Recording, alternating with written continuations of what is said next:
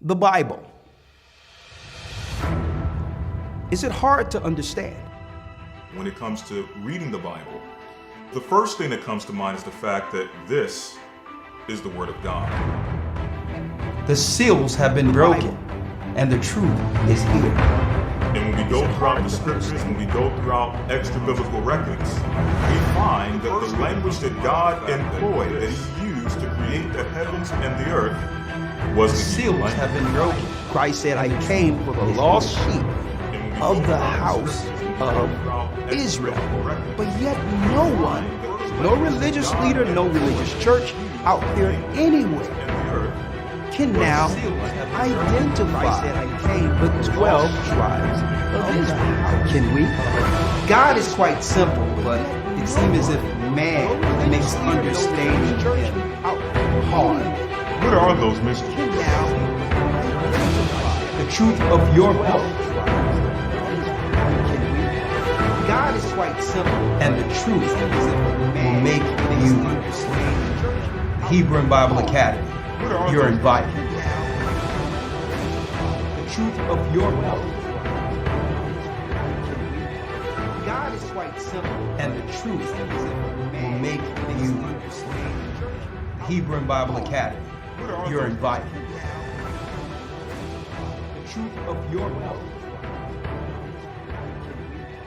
God is quite simple, and the truth will make you understand. Hebrew and Bible Academy. You're All right, Salakia. All right, let me make sure all is well before we get started. With the audio as well as the video, I want to make sure all is good before we get into this discussion.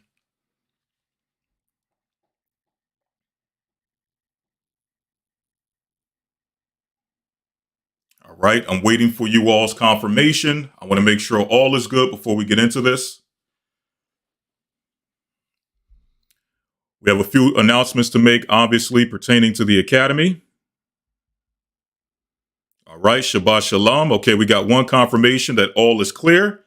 Okay, so we're not dealing with any issues. So let's get right into it. First and foremost, I want to say thank the Most High for blessing us with another opportunity to come before you on this Sabbath.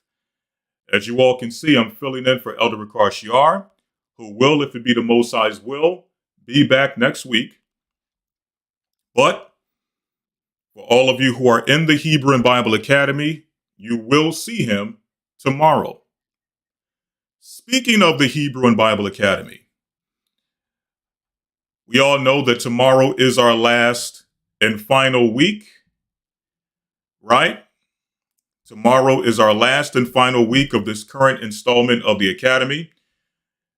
However, we are accepting enrollments in the up and coming Academy. Let me adjust the sound. I want to make sure it's not too loud.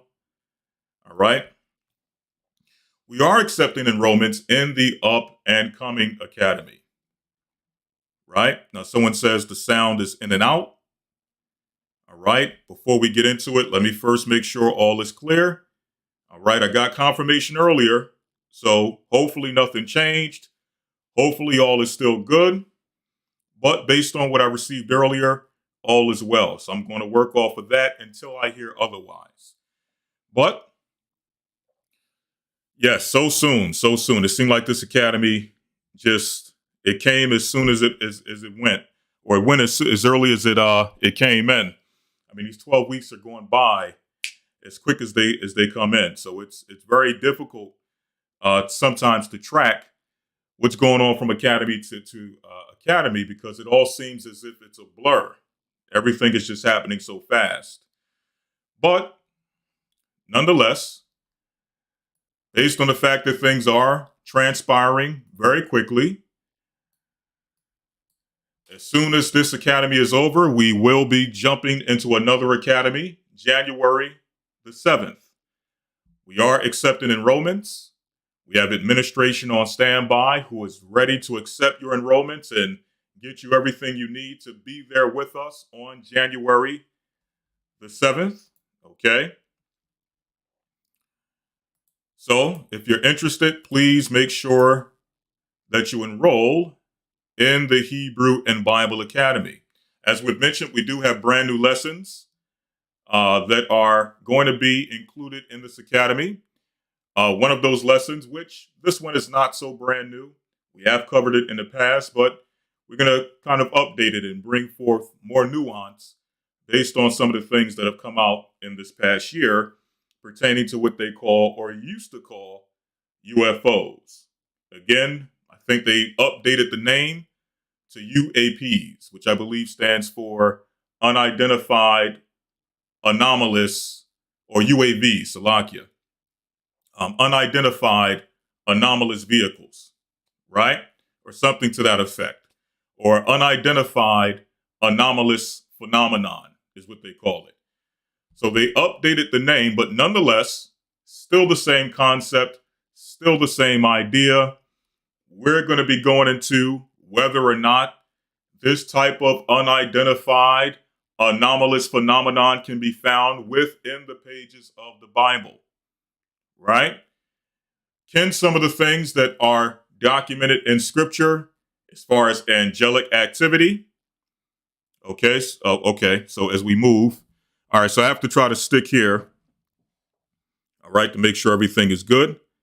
All right, Thawada Elder Iraq and Shabbat Shalom Elder Iraq, Shabbat Shalom Elder Dale, Shabbat Shalom to all the family who is currently viewing the live stream. But yes, can what we call UFOs cannot be found in the Bible?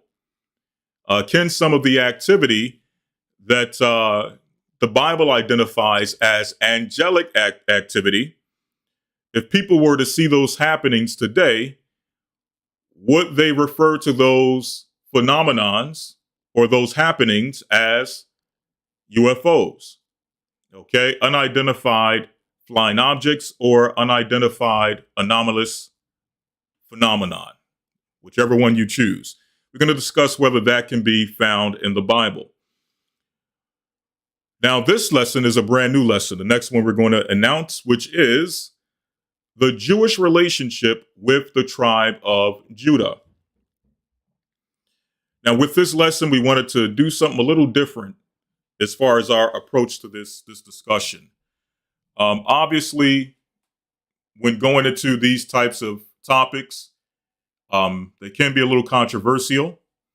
And there may be, depending on who you ask or who's viewing, it may be some controversy involved in this discussion.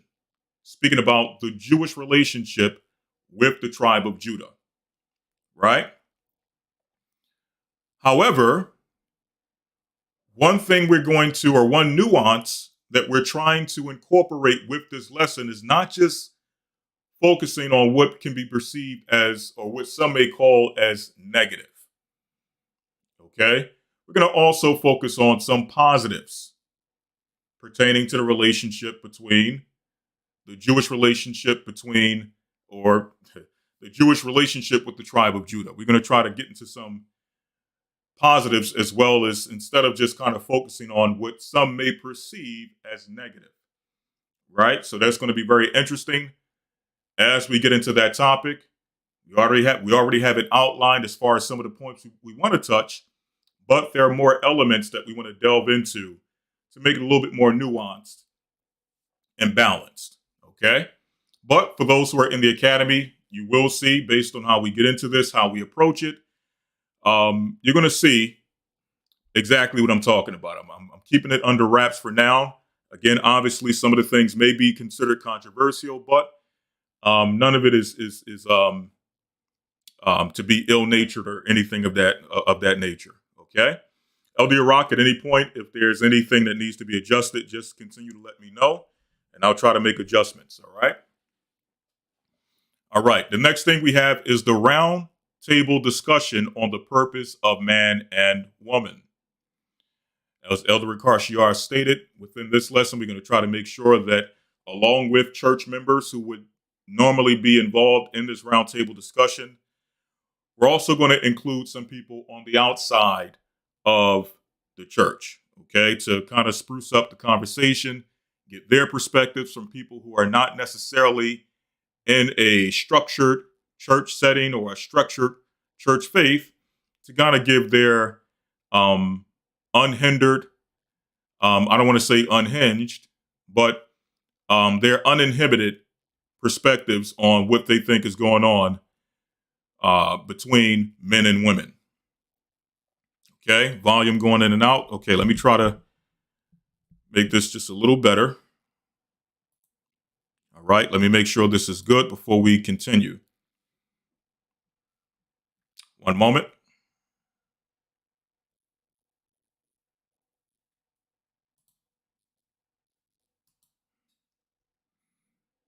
All right, all looks well.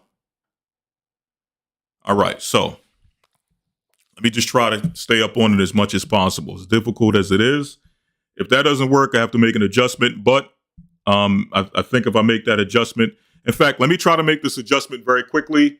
If this works, let me know. If not, then we'll switch back to this. Okay.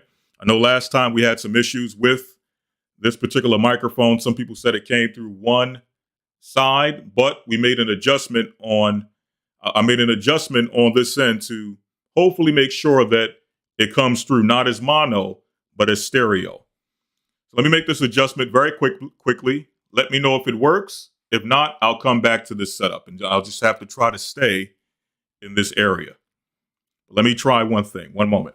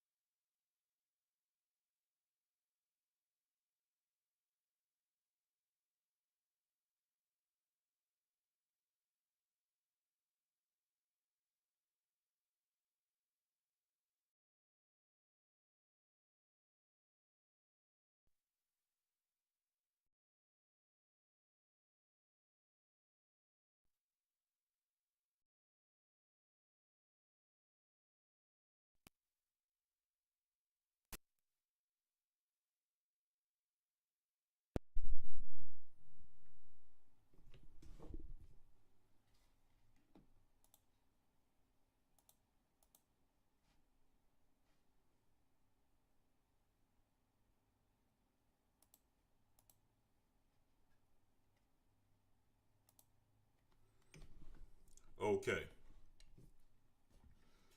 All right. Let me do a check now to make sure that this is working fine. If so, this is better because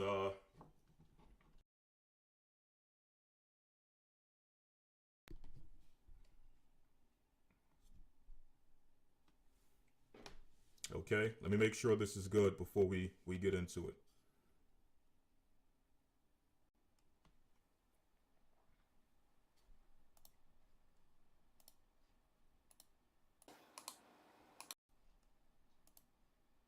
Okay. How about now? Are we good now?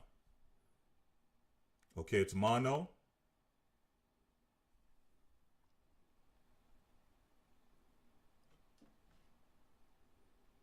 Okay, better.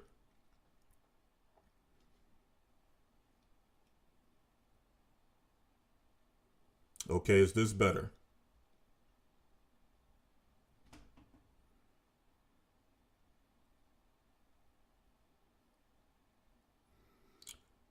Okay, some people are saying no. Okay, mono. Okay, so what I'll do, I'll just go back to the other. I'll go back to the other setup if it's mono. Okay, if it's mono, I'll just go back to the other microphone. I just have to contain my movements, which will be very difficult, but nonetheless, it's not impossible. Okay, I'm getting mixed reviews. Some people are saying it's better. Some people are saying it's mono. Some people are saying it's low. It's too many mixed reviews, so I'll probably just go back to the former microphone. Okay, the other mic was better. Okay, so let me transition back.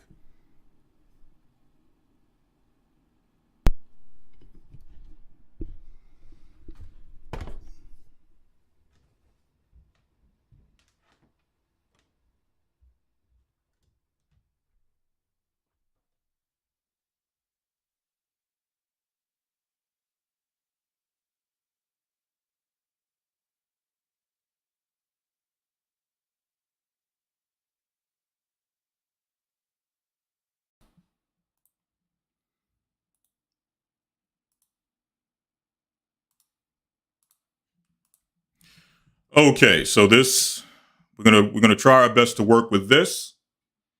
Some people are saying they can hear fine, but I don't want a situation where it's coming through just one ear, which tends to happen with the other mic. Okay, so that's all right. That's fine. We'll just work with what we have here, and let's get into it. Again, we have a new Hebrew and Bible Academy coming up January 7th. Okay. Also, some of the other lessons we have are the breakdown on the 24 elders. We're going to go into how to identify them according to the Bible, as well as extra biblical records. We have the prophecies of Daniel and the secrets of times. Now, in this lesson, we're going to be focusing on not only Daniel 7. Usually we focus just on Daniel 7. We deal with Revelations, primarily other chapters in Revelation, Revelation 13, Revelation 17, so on and so forth. But this time, we're also going to incorporate Daniel 8, elements of Daniel 9, and then also we're going to delve into the secrets of the times. Okay? So we'll be dealing with that. Okay? We'll be dealing with that this academy. I'm still checking here to make sure everything is good as far as the sound. All right? Okay? Last but not least, we will be dealing with walking with the commandments in Christ. So, a lot of times coming into this truth, we have questions. How do we walk? How do we apply the commandments? Being under Christ, not being under the old covenant. What laws are still in play? What laws were done away with in Christ? Right? A lot of those questions we have that come up in the course of our walk when first coming into this truth. Well, we're going to try our best to answer those questions when we touch on walking with the commandments in Christ. So again, if you're interested in the Hebrew and Bible Academy, please go to historytimes.org, and that will give you all the information you need to participate in this up and coming academy. Okay? All is good? Okay, so let's get into it. All right? Let's get into it. All right. The topic of today's discussion. All right? The topic of discussion. Let me make sure I have this with me. So okay, there we go. The topic of today's discussion: exposing the architects of sin. Okay, again, the topic of discussion: exposing the architects of sin. Now, some of you may be asking, obviously, what does that mean? What do we mean by the architects, and what sin are we speaking of specifically? Well, we're going to delve into all of that during the course of this lesson.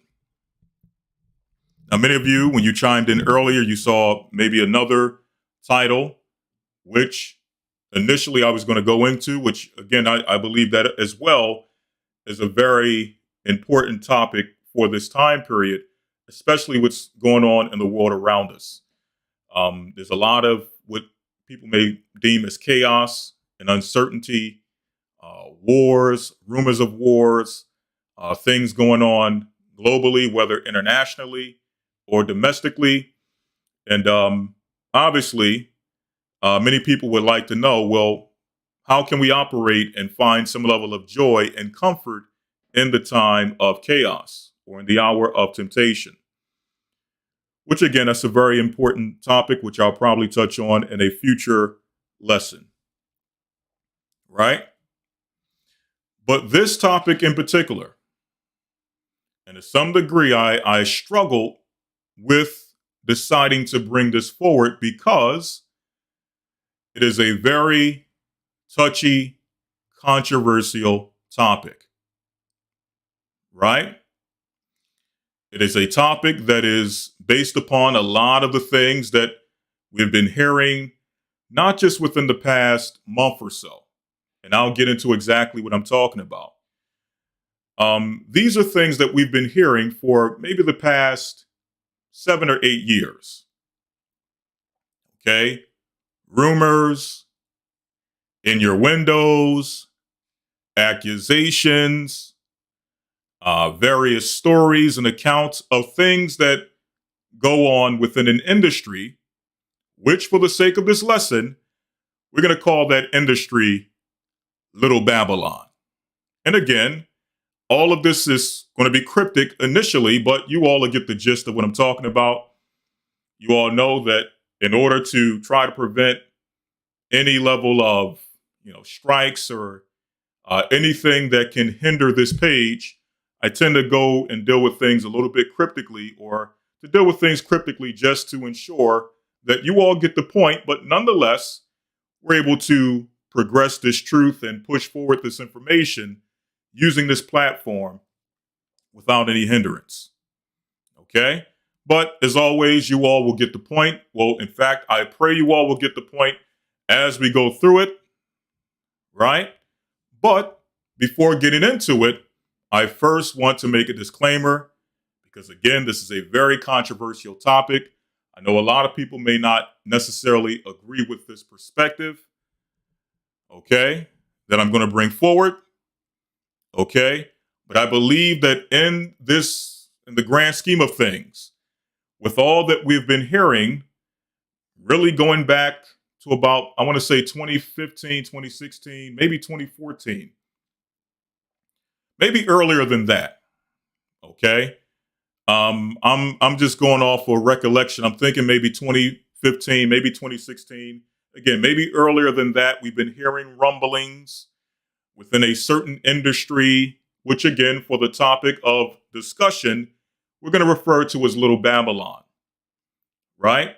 But we've been hearing these accusations and these rumblings about what goes on in this industry as far as devious activities, debauchery, sin,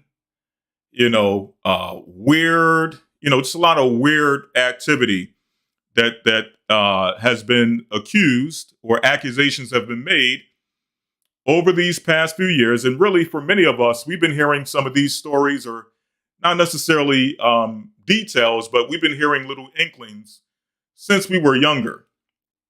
Long before the truth, long before we understood the Bible and where we fit within the Bible and certain things that we know now, for years going back to when we may have even looked up to some of these individuals, or if not looked up to them, at least admired what they brought forth to the world of, let's say, entertainment, the world of music, the world of sports, the world of movies and things of that nature, right?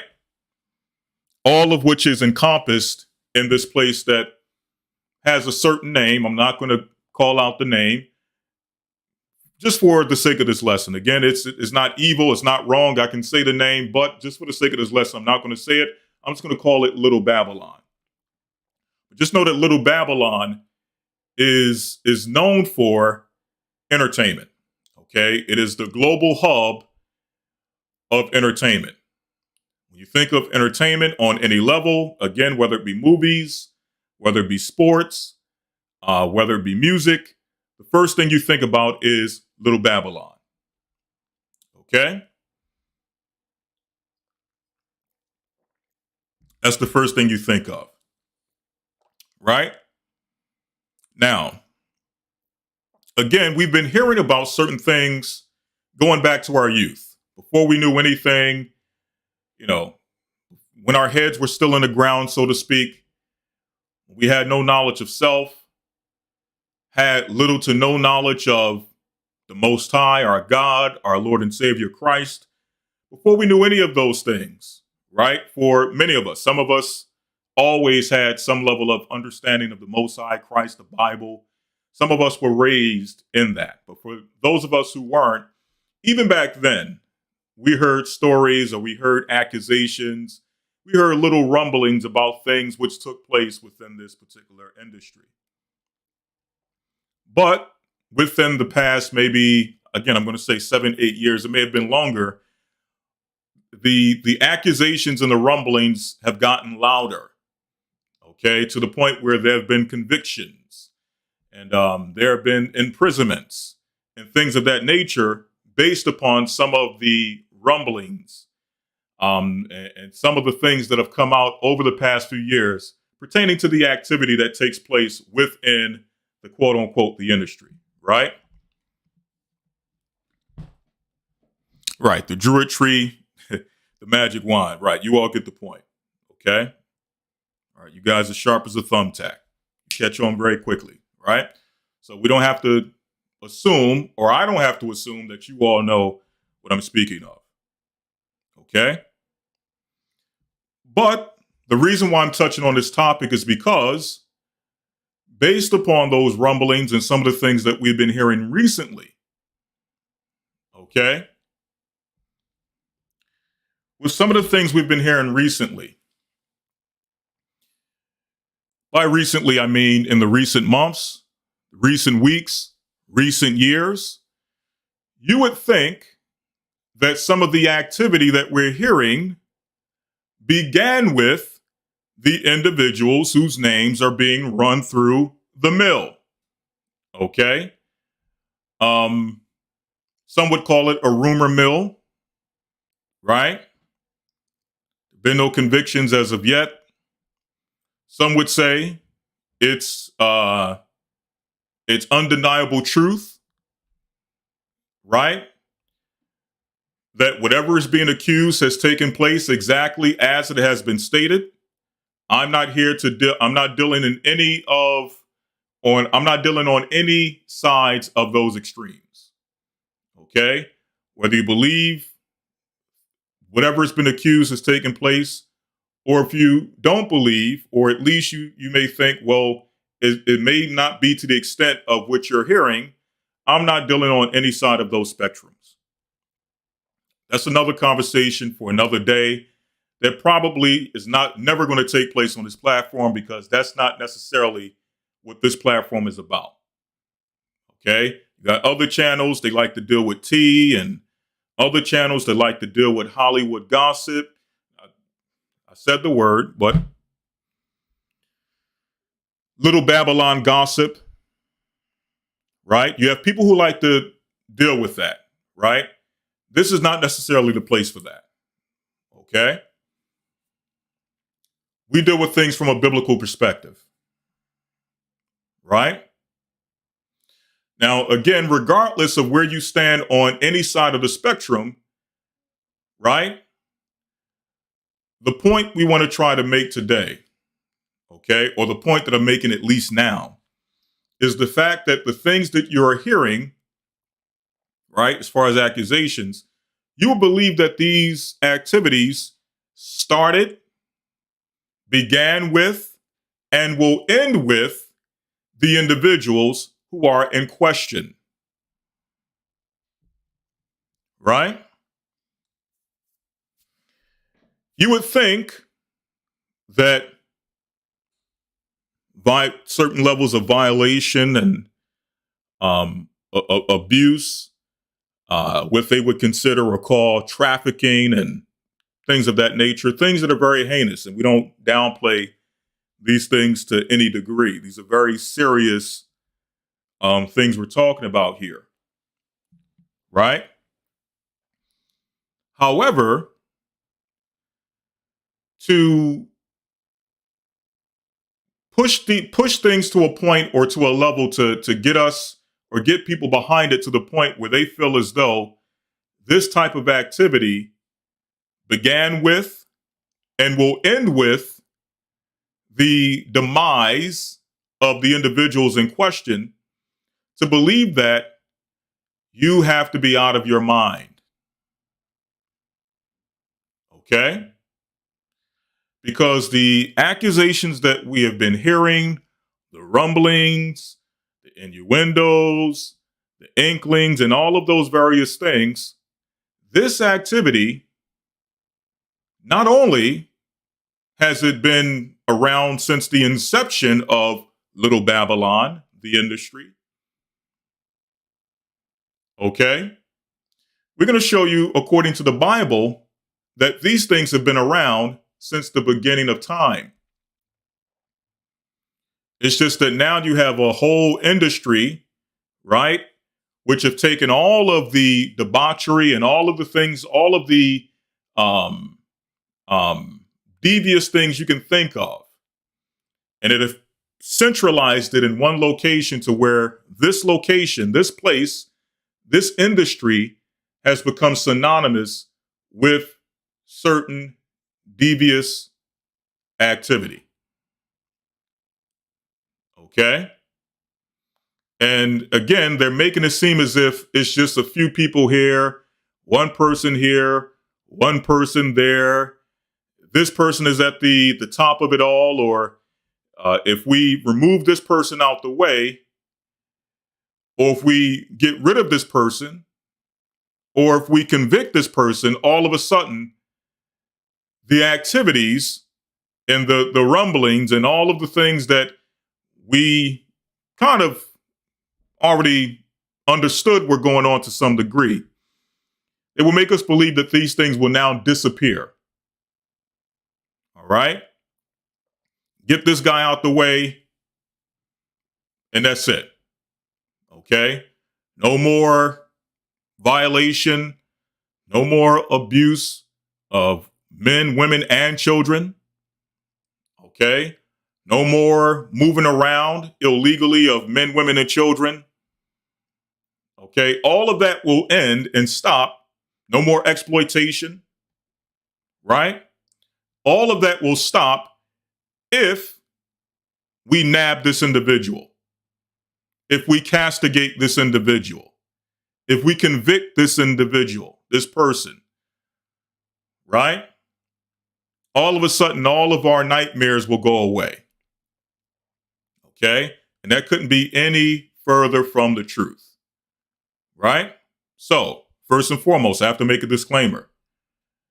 The purpose of this lesson is not to be in defense of anyone who is involved in outright sin and debauchery. Okay?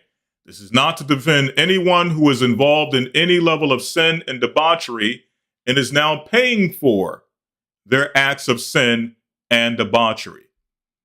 Okay? Starting off in the Bible, we're going to go to the book of Galatians, chapter 6, verse number 7. Okay? Galatians 6 and 7.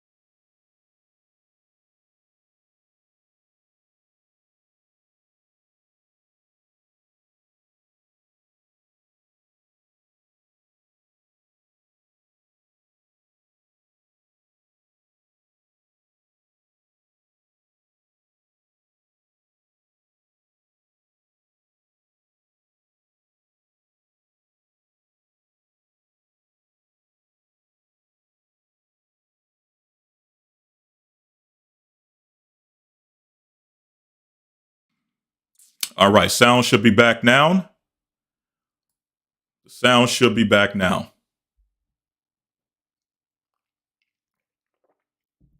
Let me confirm before I continue.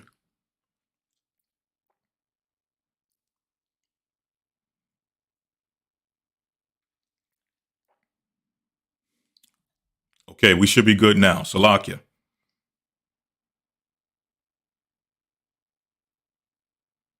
Okay, we're good? Okay, wonderful. All right, so again, Galatians 6 and 7 says the following. Be not deceived, God is not mocked.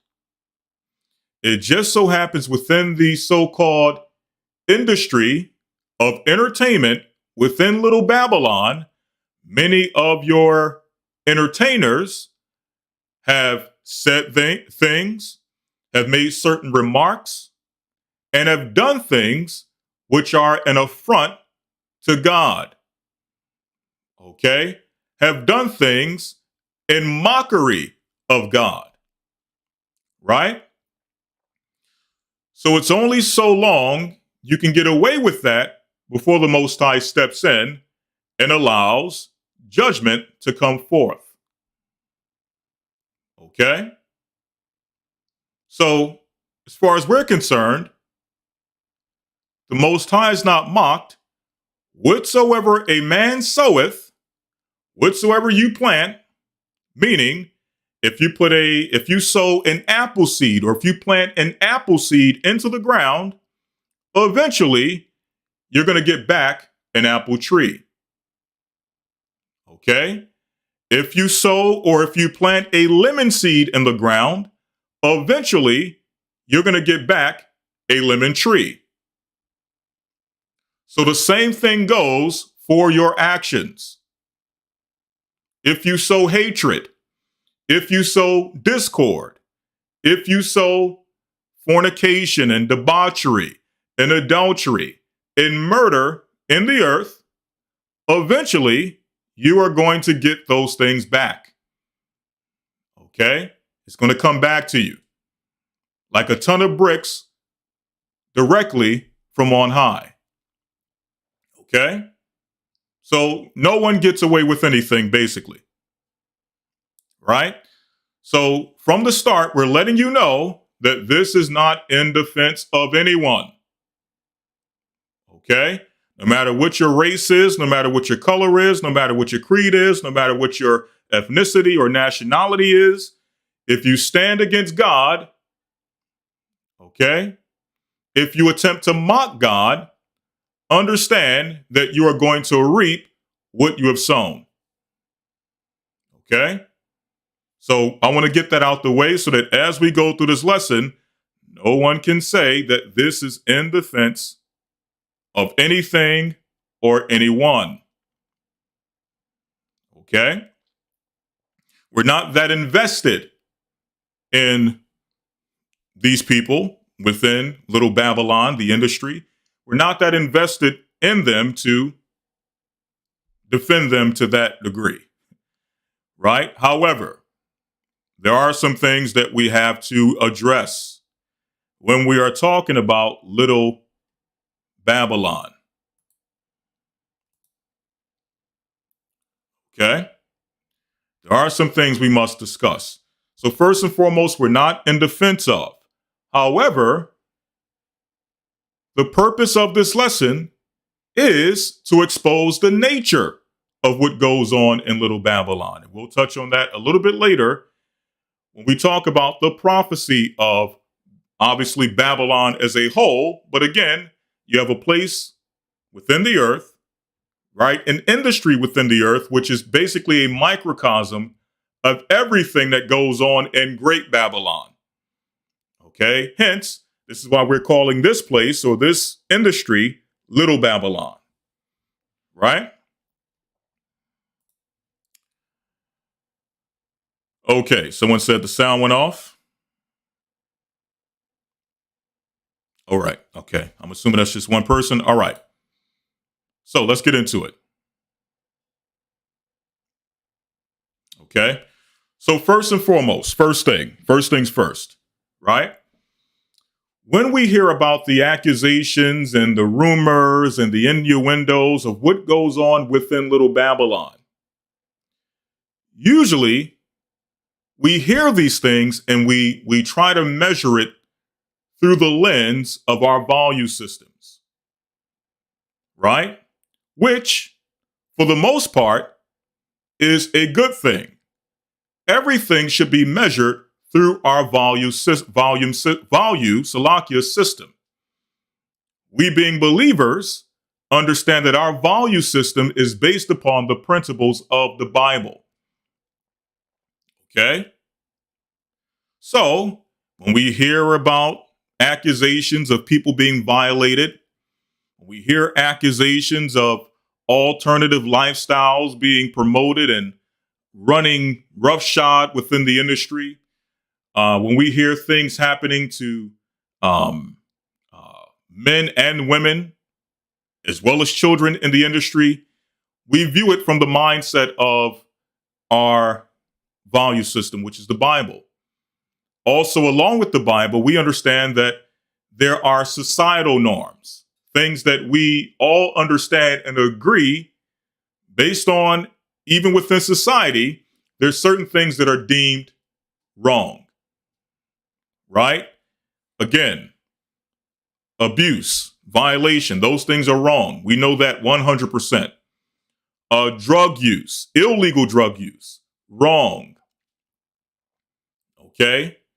Violence against others, okay, for the sake of pleasure, wrong.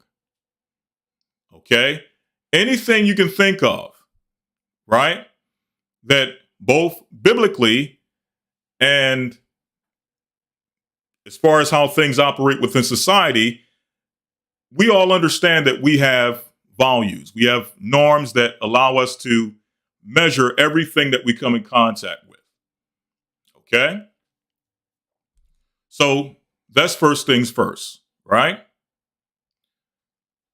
And being believers, being people who have faith in the Bible, whose foundation is built upon the Bible, when we hear about the rumors of what's going on in Little Babylon, and what's going on in this industry or in that industry with this entertainer, or let's take it out of the entertainment industry.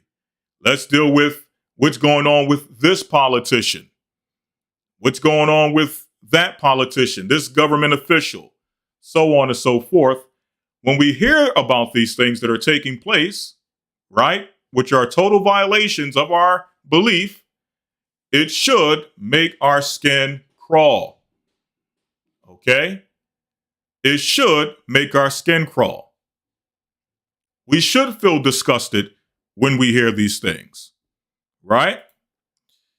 Very quickly, going to the Bible in the book of Ephesians 5 and 12. Okay? In fact, I'll start in verse number 11. Ephesians 5 and 11. Okay, some people are saying they don't have sound. I just need to make sure before I continue. Some people are saying they can't hear. Okay? Okay, sound is good. Okay, good. All right, so let's go to Ephesians 5 and 11. Right? This is for us who view things from our value system. Okay, from our standpoint. Biblically, even for those who don't necessarily believe in the Bible, we know that societally, there's things that are deemed wrong, even within society. Murder, violation, abuse, okay, drug use, and all these various things that we may hear about. We know that these things are wrong, right? And when we hear about, again, some of the things that are taking place in certain industries, obviously, we should feel disgusted. Okay? Why so? Well, the Bible says what? Ephesians 5 and 11. And have no fellowship with the unfruitful works of darkness, but rather reprove them, which is what we do the majority of times. When we hear about the unfruitful works of darkness that are taking place in certain high places, whether it be entertainment, whether it be politics, or what have you, when we hear about these things, these unfruitful works of darkness, not only do we abstain from them, we reprove them. We rebuke them. Right? It goes on to say, for it is a shame even to speak of those things which are done of them in secret. Okay? Again, it is a shame even to speak of those things which are done of them, meaning the perpetrators, the suspects, which just so happen to be usual suspects, meaning the same names have come up over and over throughout the years, being involved in certain activity, right? So the things that they do in secret, the Bible says it is even a shame to speak of those things. And many of you have heard, again, throughout the years, you've heard the accusations and you've heard the rumors of what people have done. And it is a shame to speak of those things. Okay? You can take a moment and reflect on some of the accusations, again, that you've heard coming from the industry and just ask yourself, do you even feel comfortable having a conversation about some of the things that these people have been accused of doing? Okay? Is that vile? Right? The book of 1 Peter's, the second chapter. In fact, I believe we're in 2 Peter, the second chapter. One moment, let me get this together so that we're not all over the place. It's just one thing I need to make sure is here in front of me. Just one moment. One moment. All right, I think I'm losing my place here. So let me make sure I have what I need here right in front of me so I'm not losing my place. Okay, there we go. All right, let me get rid of this. All right, let me get rid of this. All right, there we go. Okay, perfect. All right. So let's go to 2 Peter chapter 2, verse number 4. 2 Peter 2 and 4.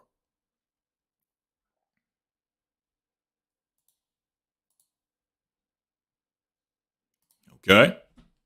Again, coming from the vantage point of a believer, coming from the vantage point of people who are in the faith, when we hear about these things, obviously, we get disgusted.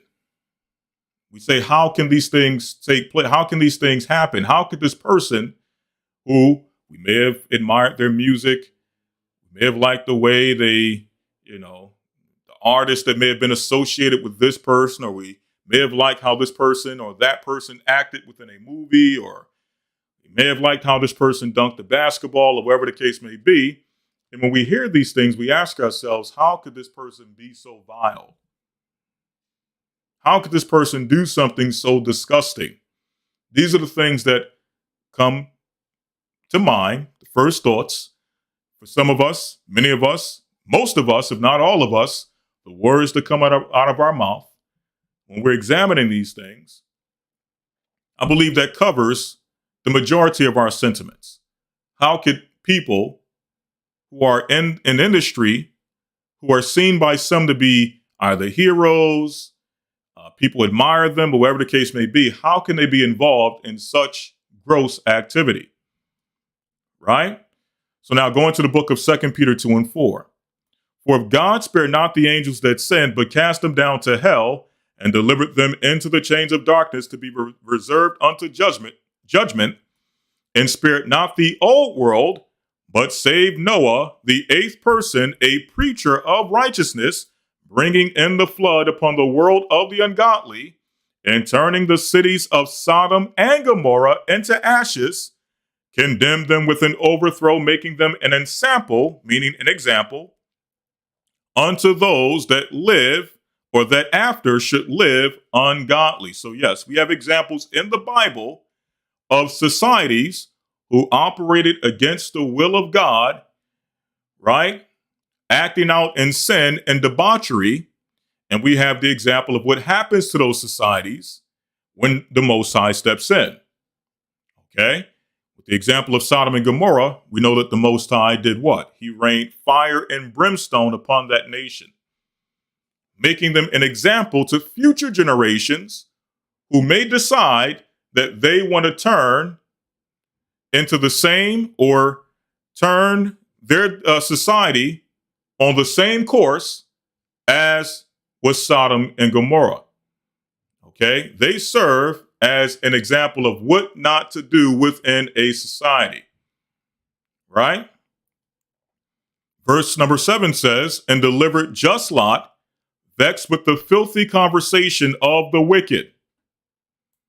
So when Lot was hearing the conversations of what took place in Sodom and Gomorrah, he was vexed. He felt violated. Okay? How could people operate so vile within a city or a society? How could this be possible? Okay? Lot was vexed with simply hearing about the things that were taking place in Sodom and Gomorrah. And that's how we should feel when we hear about things and how they operate, or the vile things that take place within Little Babylon.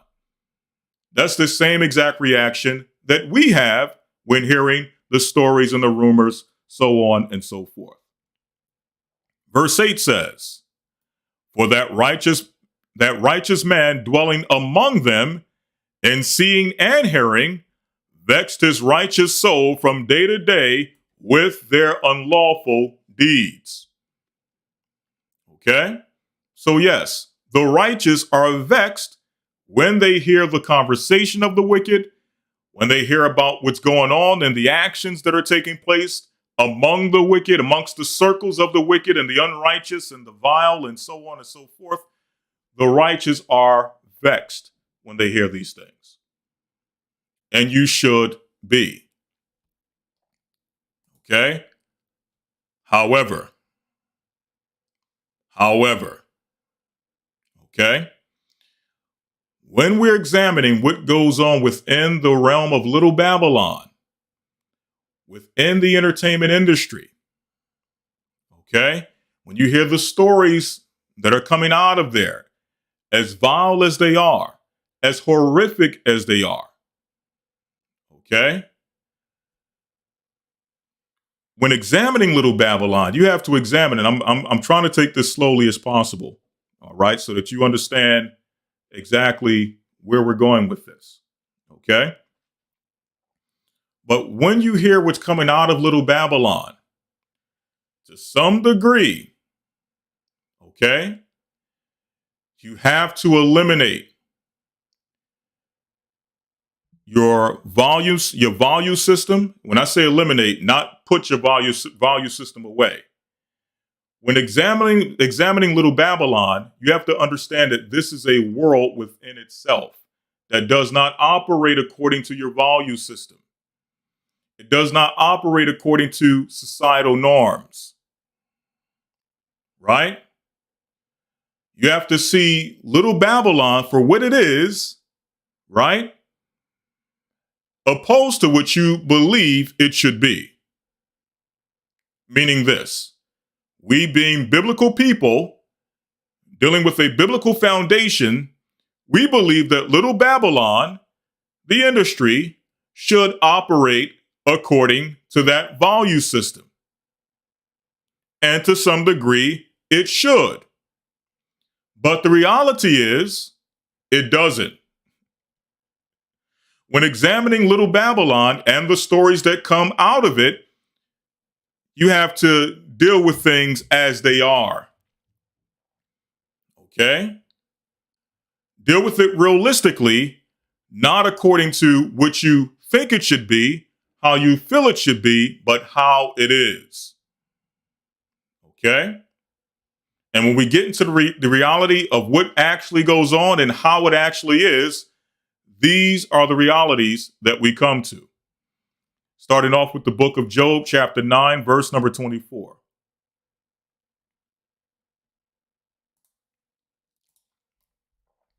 Job 9-24. The earth is given into the hand of the wicked. Okay? The earth is given into the hand of the wicked. Okay? Basic biblical one-on-one. We understand, regardless of what we feel and how we feel things should be run, right? Within Little Babylon and the world at large, we understand that the reality of it is that the earth is in the hands of the wicked. The earth is not in the hands of the saints. The earth is not in the hands of the righteous. The earth is not in the hands of the apostles. The earth is not in the hands of the prophets. The earth is not in the hands of the Most High's priest. The earth is in the hands of the wicked. So understanding that, we have to see things from the viewpoint of what they actually are. Okay, moving on. Okay. Deuteronomy chapter 28,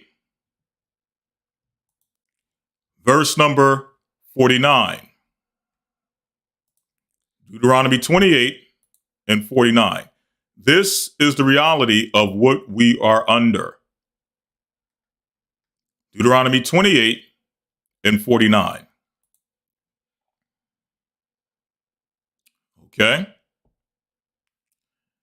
The Lord shall bring a nation against thee from far. So the Most High is going to bring a nation against thee, the thee being the children of Israel, from far, from the end of the earth, as swift as the eagle flieth.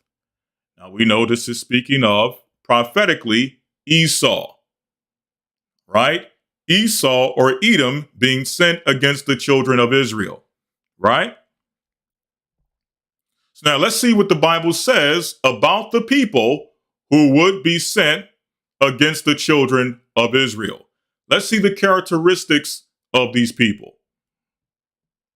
A nation whose tongue thou shalt not understand, a nation of fierce countenance. Okay? Not of a friendly countenance, but of a fierce countenance, which shall not regard the person of the old, meaning they will not have any level of care or respect of the person of the old, the elderly, nor show favor to the young. Neither will they have care for the young. Right? They would go as far to the extent of not only abusing and exploiting the old or the elderly, they will also go to the extent of exploiting and abusing the young. Okay? Why? Because this particular people that the Most High is sending against the children of Israel, amongst these people, nothing is sacred. That's the reality of what we are in and who we are under. Right? It just so happens that these are the people who are not only over the world at large, the rulers of the world at large, they just so happen to also be over Little Babylon. Okay? So if you have people with these characteristics over Little Babylon, what type of activity do you expect to be operating within Little Babylon? Don't expect the activity of the prophets to be taking place in Little Babylon. Don't expect the activity of the apostles to be taking place within Little Babylon. Don't expect the activity of the priest of the Most High to be operating and flourishing within Little Babylon. You can expect the activity of a fierce people with a fierce countenance who has no regard for the elderly, neither do they have any care for the young. Okay? Moving on, we go to the book of Baruch and the Apocrypha. Okay, the KJV Apocrypha. Baruch 4 and 14. Okay? Baruch 4 and 14. Right, someone said promiscuous activity. We're going to get to all of that. Because again, we can sit all of we want and say to ourselves, why are things this way? Why shouldn't things should be this way opposed to that way? Well, the reality is that this is how things are within really the world at large, but especially within this realm that, again, we're referring to as Little Babylon. Okay? You can only imagine what type of activity you can expect to permeate from such an environment. Okay?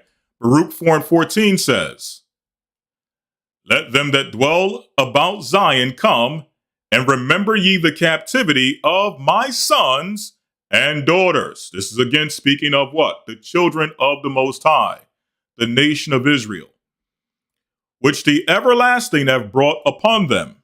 Verse 15, "For he have brought a nation upon them from far," exactly as it says in Deuteronomy 28, "a shameless nation." So Baruch refers to this people as a shameless nation. So if this shameless nation is over the realm of not only the world at large, but also Little Babylon, what type of activity do you expect to see within Little Babylon? You can only expect to see shameless activity. You can only expect to hear about shameless activity. Okay? Now, this shameless activity has been going on within that realm, whether it's movies, whether it's music, whether it's sports, long before these present accusations.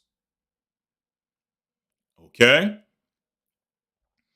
Some would probably go as far as to say that some of the people who have been run through the mill as of late, okay, were introduced to some of this shameless activity, not to say that it doesn't exist within the world at large, because we're going to touch on that as well. Okay? How we hear some of these things and everybody gets on the moral high ground or the moral high horse as if they've never either heard of these things before. And to some degree, we're going to show you, according to the Bible, that there's many people who have now repented, have been baptized, are walking in the light, but in past times themselves, to some degree, may not be to the degree of what you see in Little Babylon, because everything there is escalated to the umpteenth degree. Okay, everything is done to the extreme, and the Bible speaks to that as well. We're going to touch on that according to the Bible as well. But the reality is that to some degree, some of the things you hearing coming out of there are not exclusive to there. Okay? You're going to find out that there's people who are walking in Christ now and are ashamed of what they used to deal with as far as activity in the world, but to some degree, we're dealing with certain activities that you're now hearing about within the realm of Little Babylon. Again, maybe not to that degree, but to some degree. Okay? So getting back to the point, con means yes or agree. All right? So a shameless nation of a strange language who neither reverenced old man, again, they have no respect for old men, and check this out, nor pitied children. Neither do they have pity upon children. So if these people decide to create an industry having these characteristics, what do you expect to come out of that industry? What do you expect to hear as far as what's going on after the set is over, or on the set, or in the recording studio, after the recording studio, during the award show, after the award show? What type of activity do you expect to hear, or what type of accusations do you expect to hear about the activities that are going on within this industry? Okay? You'd be a fool to expect to see what? The activity of the prophets, the Spirit of Christ operating, the Spirit of the apostles operating, the Spirit of the prophets operating. Why? Because the apostles and the prophets are not over this industry. It's shameless people doing shameless things. Okay? So the point I was making earlier is that I know we want to, people want to believe that if you nab, let's call him the latest bad boy, right? You nab the bad boy, and all the bad activity will go away. All the shamelessness will go away. All the lack of pity for children will go away. All of the reverence, or the lack of reverence and respect for the elderly, will go away when you nab the bad boy. But again, as I was mentioning earlier, not only was this stuff in play before the most recent bad boy, okay? Right. Don't speak negatively about family in the chat. Don't put their, again, when we make certain statements about certain things, again, it's for personal reflection, but we don't expect anyone to put their families out there. I don't know exactly what the quote is, but I can only assume that it's in relation to something that was probably said earlier. But always have respect for your family in the chat. Okay? Ezra Allen, you'll catch on. Trust me, you'll catch on. All right? You'll catch on as we keep going. I'm trying to refrain from saying certain terms. Okay? You have Great Babylon, which is the world at large. And you have Little Babylon, which is specifically a specific industry within Great Babylon, or Babylon the Great, that is known for entertainment, whether it be movies, music, sports, so on and so forth. Okay? So that's what when we say Little Babylon, we're not talking about Babylon the Great, which we know is, okay, or identified today prophetically as America. We're talking about a little industry within America that is, again, known for entertainment. Now, you got to put the pieces together. I'm trying to be as cryptic as possible, right? But you'll get it as we go into this. Okay? So again, you'll think that the point I was making is that not only is the latest bad boy, not only did this activity exist before him, some would even argue that a lot of these things, not all of it, there were probably things going on before he was introduced into the industry, but there's levels of things that he probably could have never imagined to be a part of, or certain activities to partake in, if he wasn't introduced to the industry, which we're calling Little Babylon. You can put the pieces together, okay, for those who are listening. Okay? Again, no excuses for anyone. Okay? But again, when we're doing our analysis and we're hearing these things, sometimes we have to say, okay, I hear the accusations. They are gross. They are vile. They are disturbing. Okay?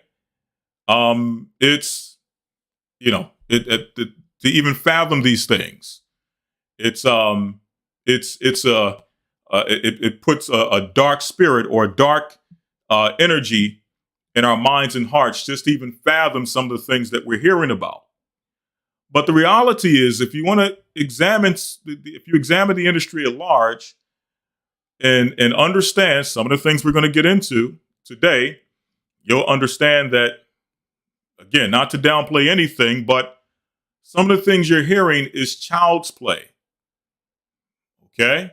Again, not downplaying anything, but it's child's play in comparison to some of the things that we have heard, that have been reported, accusations that have been made that are going on within this particular industry. And what you're hearing as far as the latest bad boy is just the tip of the iceberg. Okay, and I'm talking about just a little drop of water, a little drop of water at the tip of the iceberg is what this is. Now, it has the potential to get deeper because of the, what would you say, the original prestige that this individual once had. If he were to now get into the depths of what's going on, it has the potential to go a little bit more up the ladder, but I doubt that would take place. If it does, I wouldn't be surprised, but I doubt that would take place. Okay, but understand that he's just he's not even an icicle on. Okay, so now going to the book of Titus 1:15. Okay, Titus 1:15. Okay, Titus 1:15 says, "Unto the pure, all things are pure." Okay, so again, we think from a pure mindset when we hear these things. We're thinking, my God, this is crazy. This is insane. How can a person do such a thing? But in that realm, people are looking and saying, well, that's as crazy and as heinous as it is, that's nothing. I mean, the stuff that he's been accused of, we do that at least twice a week. I mean, that's not a big deal. Okay? That's nothing compared to some of the things that have come out of Luke 16:8, and then we're going to jump into it a little deeper. Okay? Luke chapter 16, verse number 8.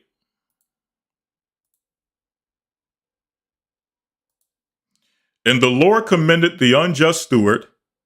In fact, I'll read up here. I'll start at the top because this is a very good example of the, someone says, very true and offended. Okay. Okay. Right. So moving on, it says here, this is the parable of the unjust steward. Now, this is a perfect example of the difference between the children of the world and the children of light. The children of light see things from the perspective of everything must be done by the book. Okay? Everything must be done upright. Everything must be done by the book.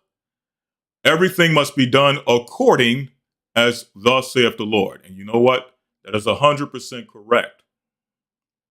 But the children of the world don't operate on that same vibration. Okay? They don't operate according to that understanding. People of the world are willing to color outside the lines, are willing to get their hands dirty. Okay? Are willing to go outside the book in order to get things done. And that's the mindset of the children of the world. Right? So it says here, verse 8, and the Lord commended the unjust steward because he had done wisely. For the children of this world are in their generation wiser than the children of light. Why? Because again, the children of the world are willing to go to the extreme, or they're willing to operate outside of guidelines in order to get things done, whereas the children of light will do things according to the book. Will not stray from it to the left hand, to the right. You're going to try to do things, right, according as it is said, thus saith the Lord. And again, that should be our mindset, but we have to understand that that is not the mindset of the world, and that is not the mindset of the industry. Okay? They don't think on that level. Okay?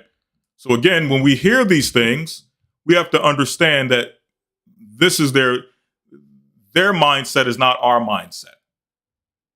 Okay? What is wrong for us, there is no wrong for them. What we would say no to, for them, there is no such thing as no. Okay? It's a totally different world. Right? And I wish I had this years ago. This is when another individual who they told us that if we got this guy's a monster. And again, not to defend anyone, but we're going to call this guy the Pied Piper. Right? There was a big media thing going on dealing with the Pied Piper. We need to cancel the Pied Piper. We need to get rid of the Pied Piper. He needs to be in prison. And it was to the point where it was like, by doing so, you would eliminate, again, similar to this current situation, if you get him out the way, you're going to eliminate the exploitation of women and young girls by getting this guy out the way. Okay? And it was during that time period, again, not to excuse anything or defend anything, because again, that's not the purpose of this. But during that time period, I came across a documentary, and this documentary was titled, I know it wasn't subtle, but I got to try to be as cryptic as possible without saying names. Okay? Not Weinstein, far from Weinstein. Okay, the Pied Piper. You all put the pieces together. Okay? But okay, they had a thing called surviving. Here's a clue. You're surviving the Pied Piper. Okay? Again, put the pieces together. So they had this whole thing, the whole campaign, okay, whatever the case may be, right? At the same time, there was a documentary. Now, this documentary came out years before that took place. Okay? Years before this documentary and all the media thing, before all of that came out, there was a documentary done by E. Hollywood. And you all know, growing up, E. Hollywood, I believe it was either E. Hollywood or VH1, or both of them had some type of thing where it was like, it used to be called Behind the Music. You all correct me. Back in the day, growing up in the 90s, cable television, they had something called Behind the Music. It was either VH1 or E. Hollywood, right? But basically what they would do is they would do exposés, okay? You would have certain entertainers, musicians, actors, and so on and so forth. And what they would do is, after their career was kind of on the decline, or they were no longer, I guess you would say, either a box office sensation or a mega recording star, okay, or a superstar within the music industry, they would kind of do like an expose documentary called Behind the Music. Again, I don't remember whether it was E! Hollywood or VH1. Okay, VH1 did Behind the Music. Okay. VH1 did Behind the Music. E Hollywood, they had their own version, but it was more so geared towards actors in Hollywood, if I remember correctly. Okay. Now they had one, and this was on YouTube. I can't find it. I can't remember the exact name. I thought it was called E Hollywood, Hollywood Exposed. Okay, where they did an expose on Hollywood itself. Instead of just focusing on one actor, one actress, one musician, or what have you, they did an expose on Hollywood itself and the environment of Hollywood. And basically,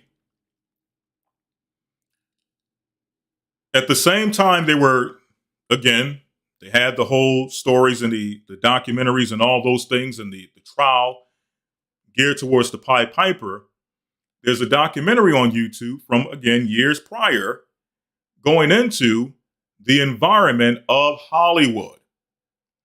And basically how within the environment of Hollywood, there is no such thing as no. Meaning what? Okay, someone says I'm breaking up.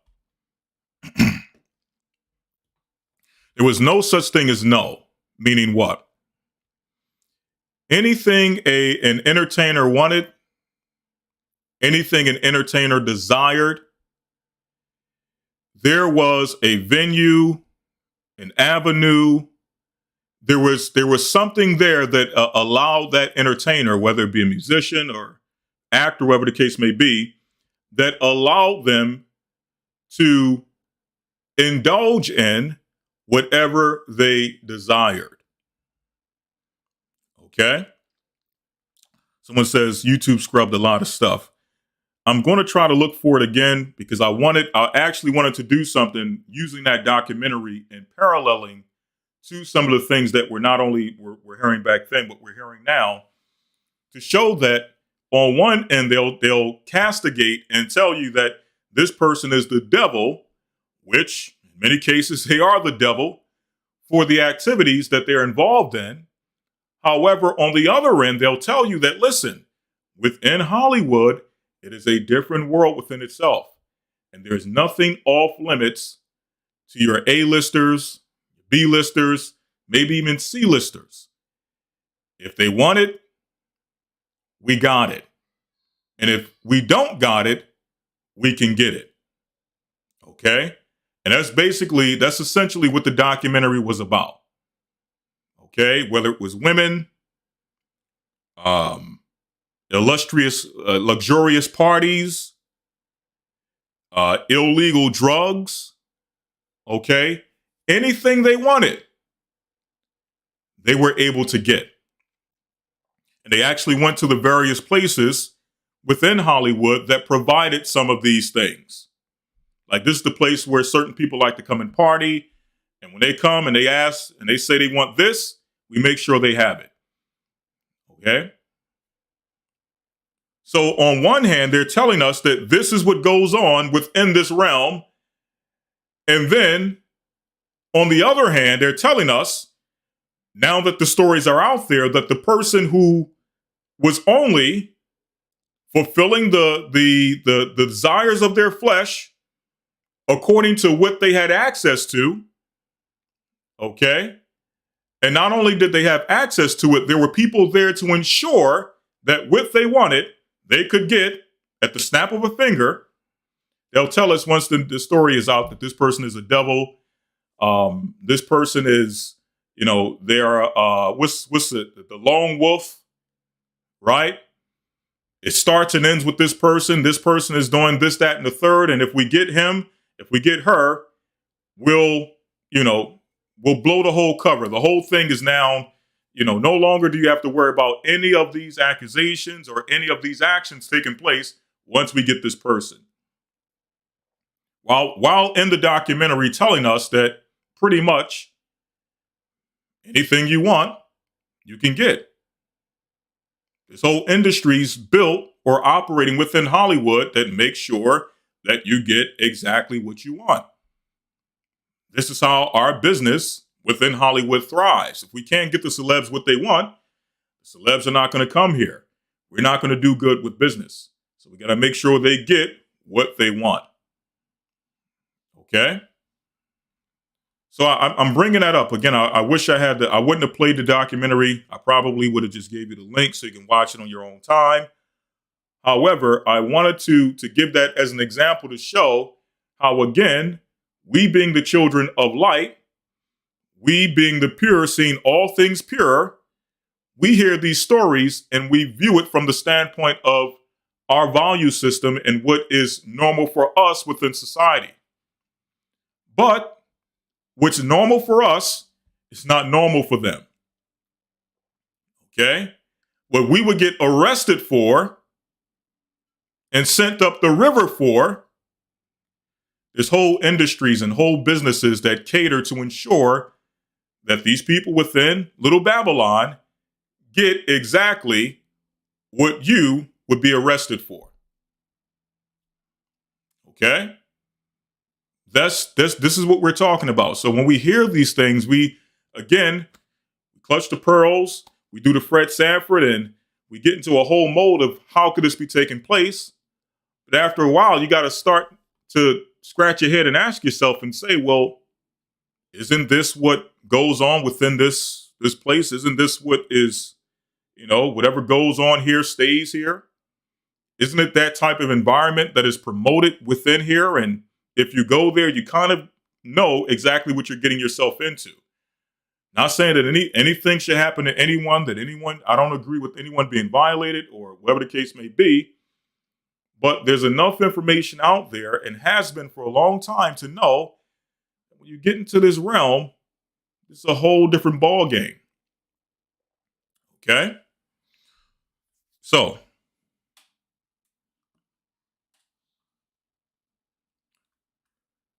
now, here's where the hypocrisy comes in. We're almost done. We're not going to take too long.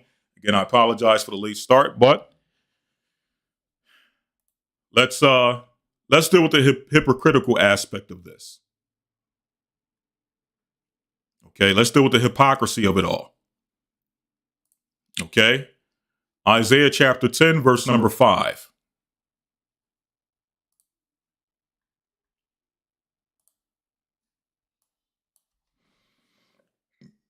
It says here, O Assyrian, the rod of mine anger. So this is the Most High calling forth the Assyrians as the rod of his anger, meaning he's using the Assyrians to judge his people, the Israelites, and the staff in their hand is mine indignation, meaning he's using the military might, or he's raising up the Assyrians and using their military might to now execute his judgment in the earth. And the Most High does this time and time again. He did it with Nebuchadnezzar. He did it with Alexander the Great. He did it with Julius Caesar, okay, and many others throughout history. He is willing to use Gentiles as a means of getting his point across, basically. Okay, he will use the Gentiles, he will raise them up, give them power, and use them to put the earth in subjection, and ultimately to chastise and punish his people Israel. Okay, in this case, he's doing it with the Assyrian. Okay, so he says here, I will send him against an hypocritical nation. So he's raising up the Assyrian, using him as the rod of his anger against a hypocritical nation. Now, the question is, who is the hypocritical nation that the Most High is speaking of? He's speaking of the nation of Israel. Okay? Again, I will send him against an hypocritical nation. Why? Because historically, Israel has been full of hypocrisy. Okay? It was the case in ancient times. It is the case in recent times. I'm going to go into why. And against the people of my wrath will I give charge to take the spoil and to take the prey and to tread them down like the mire of the street. So here's the hypocritical part. Again, not to make any excuses for anyone. Again, you reap what you sow. Okay? But going to the book of 1 Peter chapter 4, verse 1, it says, "For as much then as Christ have suffered for us in the flesh, arm yourselves likewise with the same mind, for he hath suffered in the flesh, or he that hath suffered in the flesh have ceased from sin." So Christ suffered in his flesh through tribulation, through persecution, through his passion, all the way to the cross. He suffered, and it says he have ceased from sin. Okay? That he no longer should live the rest of his life or the rest of his time in the flesh to the lust of men. So that's what it means when it says that he have ceased from sin. Not that Christ ever sinned. Christ never sinned, right? But through his suffering, through his crucifixion, through his death, he ceased from the body of sin. No longer does he live in the flesh. Okay? It says that he no longer shall live the rest of his time in the flesh to the lust of men, but to the will of God. So in like manner, as Christ was crucified on the cross, we also must crucify our flesh so that we no longer live in the flesh or live to fulfill the lust of the flesh. Okay, you can read that in Romans 6, showing the comparison between Christ's crucifixion and how we must use the crucifixion as an example of how we must live our lives after we symbolically die through baptism. Okay? Verse 3. "For the time past of our life may suffice us to have wrought the will of the Gentiles." I'm going to read this again. "For the time past of our life may suffice us to have wrought the will of the Gentiles." Okay? So yes, now we're in the faith. Now we have the light. Now we're able to identify right from wrong. Now, when we hear these stories, we can chastise the people and rebuke the people and reprove them according to the Bible and show them how wrong they are according to the Bible now that we have the light. Okay? However, there was a time in our life when we did not have the light, when we were operating after the manner of the Gentiles, when we too were guilty of, maybe not to the same extent, okay, maybe not to the same degree, and we're going to show you why, because again, the Bible speaks to that as well. Okay? However, to some degree, we may have been involved or were involved in some of the activities and the accusations that we hear coming out of the realm of Little Babylon, the entertainment industry. Check this out. So Peter is not excluding himself, even though he himself may have not been involved in some of these things, right? But he's including himself, right? So when we walked in lasciviousness, don't we hear what we're hearing about accusations about the Pied Piper, about the bad boy, and some of the other people that we've heard over the years? Are those not examples of lasciviousness? Okay? But the scriptures is telling us that it's not exclusive to them. They have gone to a different level with it, but there's a reason why they have gone to another level with it, which we're going to explain in a moment. Okay? However, we all have either witnessed or have been a part of lasciviousness, lust, excess of wine, drunkenness. You're hearing about people having addictions. Okay? Not only carnal, fleshly addictions to sex and things of that nature, but also drug addictions, alcohol addictions. Okay? All of that falls under excess of wine, drunkenness, addiction. You hear about all of that coming out of this realm. called the entertainment industry, Little Babylon. Revelings. Revelings being strange parties, loud, boisterous, strange parties. Okay, revelings, banquetings, and abominable idolatries. Okay, you hear of all of these things taking place within this realm of Little Babylon.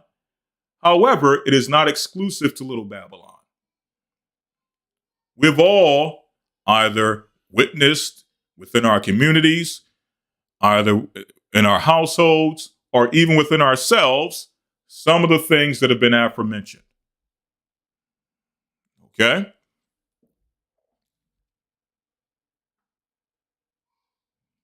Someone says that, okay, is the sound okay? Let me make sure the sound is good.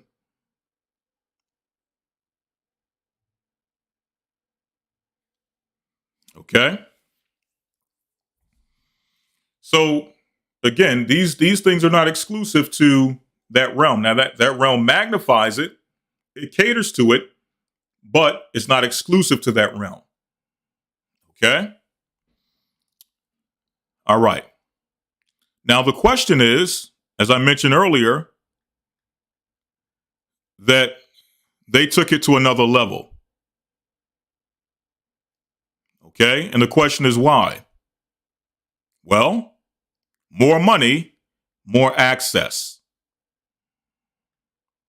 Okay? More money, the more money you have, the more ability you have to exercise your lust on the next level. Okay? Whereas the everyday person who is dealing in lust and lasciviousness and banquetings and revelings and excess of wine, they can only do it to a certain degree. Why? Because their finances just won't allow them to take it to the extreme. Okay? But these people, again, they are in a place where through their money and influence, they get access to whatever they desire. Okay?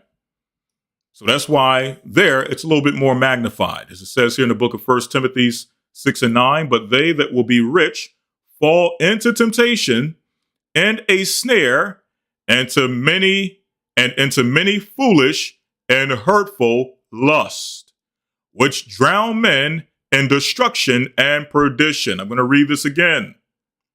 But they which be rich, right, as your bad boy, as your Pied Piper once was, and many others who have come out over the years, they had money, they had influence. They fall into temptation and a snare and into many foolish and hurtful lusts. So when you hear the stories coming out of the degree of what they may have been involved in or were accused of involving themselves in, you ask yourself, like, who would do that? Who would go to that extreme? Well, again, with money, money increases your access. And with that access, you can take whatever lust you have or whatever desire you have to the next level. Okay? Which drown men in destruction and perdition. For the love of money is the root of all evil, which while some have coveted after, they have erred from the faith. And that's the problem. Many of these people that you hear about, they grew up what? In a quote unquote Christian biblical background. But for their desire to be rich and famous, for their love of money, through covetousness or coveting after money, they have done what? They have erred from the faith. Okay? To where the point you'll hear someone say that the Bible says to be meek and humble, but it don't say you have to be like that every day. Okay? Just totally philosophizing on the scriptures. Claiming on one hand to be biblically based and be a man of God or a man of faith. Okay? But on the other hand, twisting the scriptures to suit your desires. Okay? Someone said the screen is blurry. Okay. Don't look blurry to me, but maybe that's the case. Okay. So let me make an adjustment. In fact, let me ask, is the screen blurry? Okay, it's back to, okay. So it may be adjusting. It may adjust from time to time when you move to the screen. The focus may come in and out. Okay. Salakia for that. Okay. So yes, that's the reason why, even though, again, these things happen within society at large, but it's magnified in that realm because of the people, their influence and their power and their money. Okay. All right, moving on. All right, let's go to the book of Leviticus chapter 18. Okay, we're coming to a close. Leviticus 18. We're going to start at chapter number 1. Because now we need to give some insight of some of the activities that the Most High warned us from. Okay, going back to ancient times. Some of the same things you hear coming out of little Babylon, the industry, are some of the same exact things that the Most High warned our forefathers from in ancient times, to show you that these things are not new. Okay? Moving on, it says, "And the Lord spake unto Moses, saying, Speak unto the children of Israel, and say unto them, I am the Lord your God. After the doings of the land of Egypt, wherein ye dwelt, ye shall not do. And after the doings of the land of Canaan, whither I bring you, shall ye not do, neither shall ye walk in their ordinances." Verse 4, "Ye shall do my judgments and keep mine ordinances to walk therein. I am the Lord your God." Now jumping down, verse number 6 says, "None of you shall approach to any that is near to kin of him, to uncover their nakedness. I am the Lord." So now these are some of the activities, okay? The debauchery and the deviance that you may hear taking place within the entertainment industry. Okay? And these are some of the things that you may hear rumors coming out, have been coming out for years since the inception of it. Okay, all the way till now. Okay? These things have been in existence. Okay? These things have been in existence. All right, so it didn't start with the most recent bad boy, as they call him. Okay? He's just one of many. All right? So to make it seem as if he's the face of, the same way years ago they said the Pied Piper or made him the face of. Even though there were others who were being accused of other things as well, some similar to what the Pied Piper was accused of. Same thing today. You have the bad boy, and there's things that he's being accused of that others are also being accused of, but he's being pushed to the forefront as the face of it all. Okay? Now, again, you reap what you sow. There's no getting around that. Okay? However, if we're going to be honest, if we're going to be fair, if we're going to play fair and be right, the only thing we're asking is that don't just make one person the face of this activity. If you're against it, when it's one person doing it, you have to be against it for everyone that does it. Okay? And those who are within know more than what they're letting on when it comes to others who are involved in similar activity. Some activity may even be worse. Okay? But it seems as if when things like this happen, everyone wants to put all of the burden on the one person to take the rap for what's taking place. When it's a whole industry full of insane, crazy people doing crazy things. And that's the only thing I'm saying. Again, it's not to excuse or to defend anyone. It's just saying, if you're going to blow the lid on everybody. Okay, don't just go to the rapper. Don't just go to the rap mogul. Don't just go to the R&B singer. Don't just go to the producer. Go to the people who are funding them. Go to the people who are over the labels. Go to the people who are over them. Okay? Don't just go to the faces. Don't go to the mascots. Go to the owners of the team. Okay? There's enough finger pointing and enough guilt to go around for everyone. Okay? It says here, verse 7, the nakedness of thy father or the nakedness of thy mother shalt thou not uncover. She is thy mother. Thou shalt not uncover her nakedness. So these were things going on within Egypt and Canaan. The nakedness of thy father's wife shalt thou not uncover. It is thy father's nakedness. The nakedness of thy sister, the daughter of thy father, the daughter of thy mother, whether she be born at home or born abroad, even their nakedness shalt thou not uncover.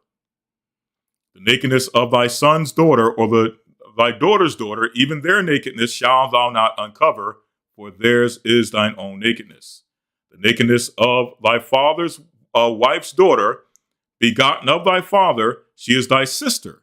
Thou shalt not uncover her nakedness. Okay, and it goes on and on. Okay.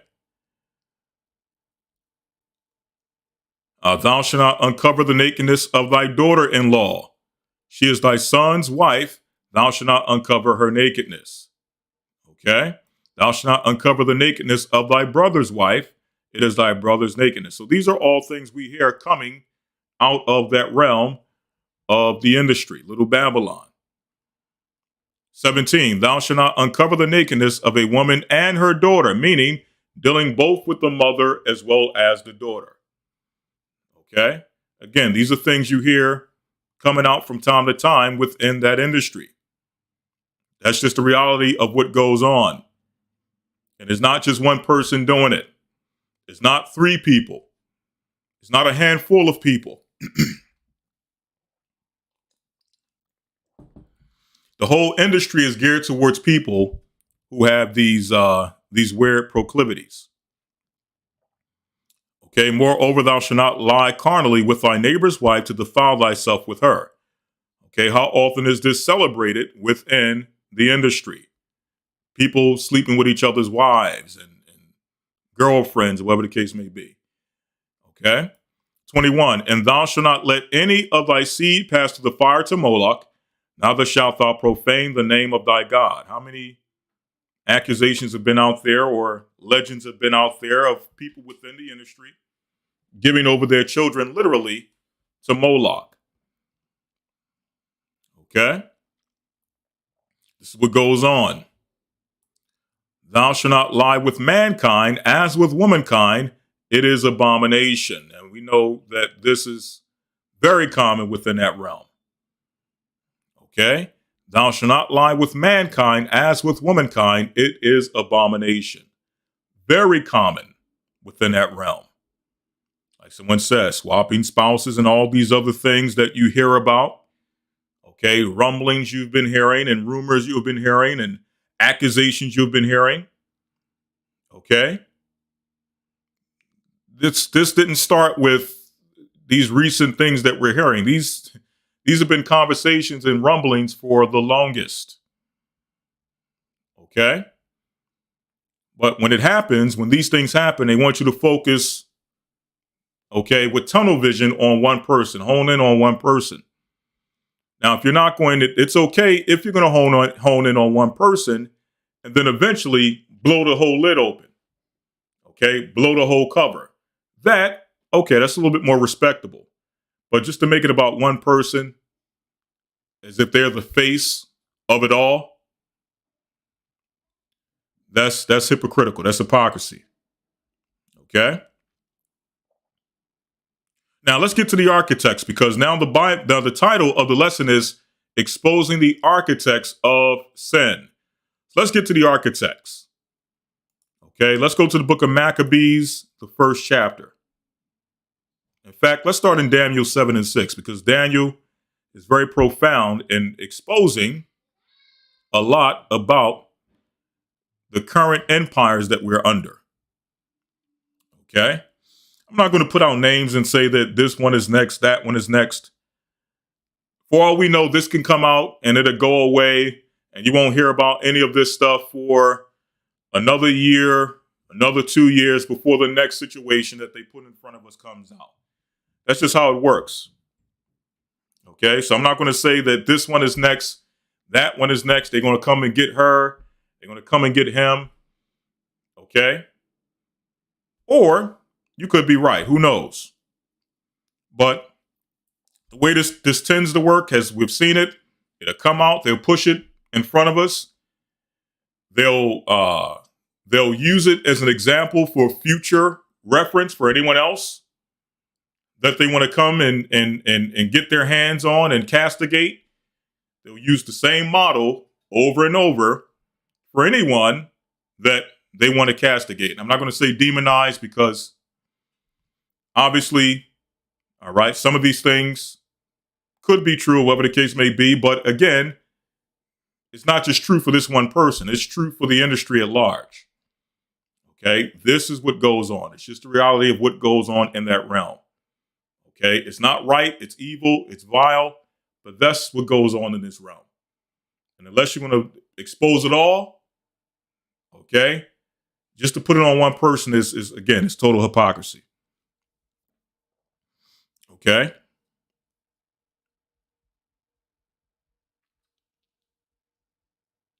Okay. All right. Moving on. Daniel 7 and 6 to give you some insight into the architects. And this will be the final portion before we close out. All right. The architects. Again, we're exposing the architects of sin. Daniel 7 and 6. After this, I beheld, and lo, another like a leopard, which had upon the back of it 4 wings of a fowl. The beast had also 4 heads, and dominion was given to it. Now we know this is speaking about who? The Greek Empire. Verse 7 says, after this, I saw in the night visions, and behold, a 4th beast, dreadful and terrible, strong exceedingly, and it had great iron teeth. It devoured and brake in pieces, and stamped the residue with the feet of it. It was diverse from all the beasts that were before it, and it had 10 horns. This is speaking about the Roman Empire. Now jumping down to verse number 17. These great beasts, which are 4 kings, meaning 4 kingdoms, which shall arise out of the earth. Now, out of those 4 kingdoms, we identify 2. You got the Greek Empire and the Roman Empire. Okay? And for the sake of this lesson, we're going to refer to them as the architects. Okay? Jumping down to verse number 20, it says, and of the 10 horns, in fact, let me jump down to 23. Thus he said, the 4th beast shall be the 4th kingdom upon earth, which was diverse from all kingdoms, and shall devour the whole earth, and tread it down, and break it in pieces. And the 10 horns out of his kingdom are 10 kings that shall arise, and another shall arise after them, and he shall be diverse from the first, and he shall subdue 3 kings. 25 says, and he shall speak great words against the Most High, and shall wear out the saints of the Most High, speaking about the 4th beast, the 4th empire, and think to change times and laws, and they shall be given into his hand a time and times and the dividing of time. Okay? So these are the architects. So let's see what the Bible says about the architects, right? Starting off with the Greeks, it says here in the book of 1 Maccabees 1 and 1, and it happened after that Alexander, son of Philip, the Macedonian, who came out of the land of Kittim, has smitten Darius, king of the Persians and Medes, that he reigned in his stead the first over Greece. And he made many wars and won many strongholds and slew the kings of the earth, and went through to the ends of the earth and took many spoils, insomuch that the earth was quiet before him, whereupon he was exalted and his heart was lifted up. So jumping down to verse Number 6, it says, in fact, verse 5, it says, and after these things he fell sick and perceived that he should die. Wherefore he called his servants, such as were honorable, and had been brought up with him from his youth, and parted his kingdom among them, while he was yet alive. So Alexander reigned 12 years, and then he died. And his servants bare rule, every one in his place. Key point, verse 9. And after his death, they all put crowns on themselves. So did their sons after many years. Here's the key point. And evils were multiplied in the earth. Not righteousness. Didn't say righteousness was multiplied in the earth when the architects, the Greeks, came into power. It didn't say piety was multiplied in the earth when the Greeks came into power. It didn't say that chastity was multiplied in the earth when the Greeks came into power. The Bible says that evils were multiplied in the earth when the Greeks came into power. Okay? And again, for the sake of this lesson, we're referring to them as the architects. They would become the eventual architects of the realm that we're calling today Little Babylon, the industry. Okay? Verse 10 says, and there came out of them a wicked root, surnamed Antiochus, surnamed Epiphanes, son of Antiochus the king, who had been hostage at Rome. And he reigned in the 137th year of the kingdom of the Greeks. In those days went there out of Israel wicked men who persuaded many, saying, let us go and make a covenant with the heathen that are round about us. Okay? So, the same way today, or the same way, I would rather put it, the same way back then, you had some of our people who were willing to make a covenant with the evil architects, okay, with the debauchery of the architects, with the sin of the architects. You have the same exact thing operating today within the realm of Little Babylon. Okay? Full of entertainment. People willing to sell their souls and things of that nature for fame and riches. Okay? No different. So, when people decide, like they were back then, because we're going to show you that back then when our people began to make a covenant with the architects, the heathen, right? When we decided to make a covenant with them, not only did we make a covenant, we started partaking in their debauchery. Okay? We started dealing in the lasciviousness and the wickedness that they were dealing with. Okay? Same thing goes on today. When they make these covenants, they start to take on the lifestyles, right, of the people who just so happen to be their paymasters. Okay? They take on the lifestyles of the architects of their industry. Whatever those lifestyles may be, whatever that lasciviousness or those debaucherous acts may be, they tend to take those things on. Okay? Same thing was going on back then. For since we departed from them, we have had much sorrow. So they were saying to themselves, these are the Israelites who joined unto the Greeks. They were saying that since we departed from them, since we became independent from them, we have had much sorrow. So they attributed their success to who? The Greeks. They attributed their success to who? The architects. Okay? So this device pleased them well.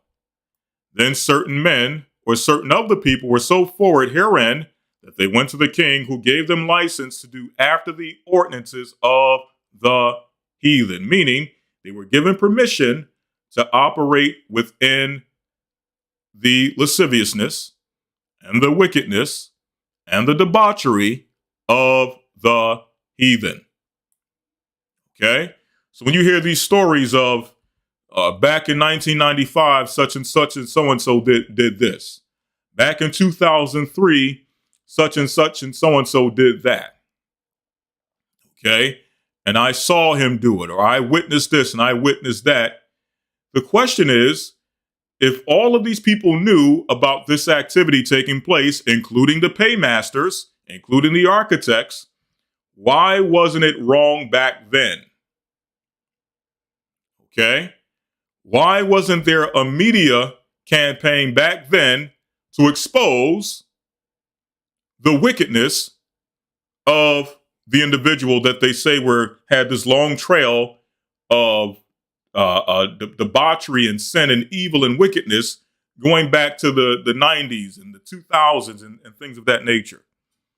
Why didn't anyone expose it to this degree back then? And I'm not just speaking about the people who are I'm not talking about the people who are employees or maybe working for an individual. Obviously, there's a bit of a compromise in that regard. I'm talking about the paymasters, the architects. Okay? When you hear stories of doctors had to be flown out on a yacht to pack somebody up, that shows that, number one, okay, these doctors knew. Number two, there's doctors who can be called for instances of secrecy to come and patch things up. Okay? When someone is being hurt or harmed, there's doctors who are willing to come out and be flown out to ensure that everything is patched up, that the person is fixed up. Okay? And everything stays mum. No one hears about it. Okay? That tells me that there's something within the industry that caters to that type of activity and the ability for someone to get away with that activity. Okay? So you mean to tell me the architects and the paymasters had no knowledge of that? And if they did, why wasn't it wrong back then? Why wasn't there an expose back then? Well, as the Bible says, they were given license to do after the heathen. They were given permission to do after the heathen. Okay? They were given full authority to do whatever they desired to do, just as long as they were operating within the good graces of the heathen. Okay? They were given license, permission. But now all of a sudden, all these stories come out, and now all of a sudden it's the most heinous thing in the world. When it was a track record going back 20, 30 years of activity taking place. And I'm just using this as an example. It don't have to be necessarily, let's take it off the realm of entertainment. It can be anything, anyone. There's a track record of this type of activity taking place, people seeing and witnessing, and then saying to themselves, well, or were present to witness it, but then later when the expose comes out, now everyone wants to come from the woodworks and give their testimony of what they saw. Okay? But not giving a testimony of how they corrected or tried to correct the situation. Okay? So that's the point I'm making. The reason why these things were allowed for so many years is because they were given license by the paymasters to indulge in anything they saw fit. Okay? 14, whereupon they built a place of exercise at Jerusalem according to the customs of the heathen. Okay? Now, we know that according to Greek custom, the place of exercise, also known as the gymnasium, was a place where men and boys did exercise in sports and games and what? The nude. Okay? So now you start to see the element of child violation. Okay? You hear about these stories and you ask yourself, well, how is this so prevalent within Little Babylon, the industry? Okay? Well, the architects just so happen to be very fond of that type of activity. When you go into their history, they were always fond of that type of activity. Okay? building places where they can play games and play sports themselves and little boys in the, in the nude. Okay? That's not anything new. Okay? There's nothing new under the sun. Okay? You'll hear a story and you think, oh my God, this is so heinous. How could they well, the architects themselves indulge and enjoy this type of behavior. Okay? Which, if it's the case, let's blow the lid off on everyone. Let's do an expose on everybody. Because it seems like when now certain people come into question, okay, certain officials come into question, it seems like you start to see a cover up. When you start to hear of certain islands where high, powerful people go to indulge in the type of activity we're reading in the book of Maccabees 1 and 14, right? When you hear of these things, it's like slowly but surely they have to, you'll hear a few stories about it. You'll hear this and that, or they'll have a scapegoat or one person who has to take the fall, or one fall guy who has to take the blame for it all. And before they start to expose and begin to speak, all of a sudden they disappear or they pass away mysteriously. Okay?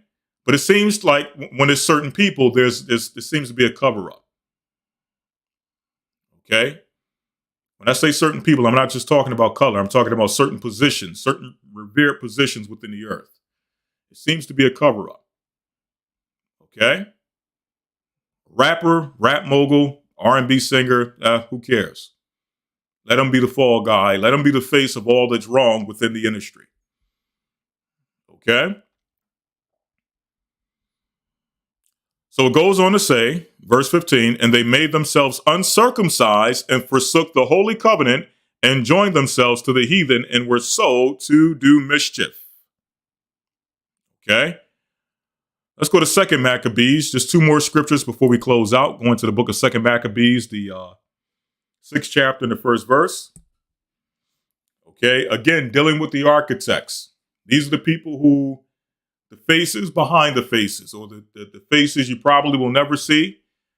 You may hear the name here and there, or some of these names you may have never heard. Okay, but these are the architects. These are the paymasters who are over Little Babylon. Okay, now we're going to delve into, because now the Bible is exposing what they are into.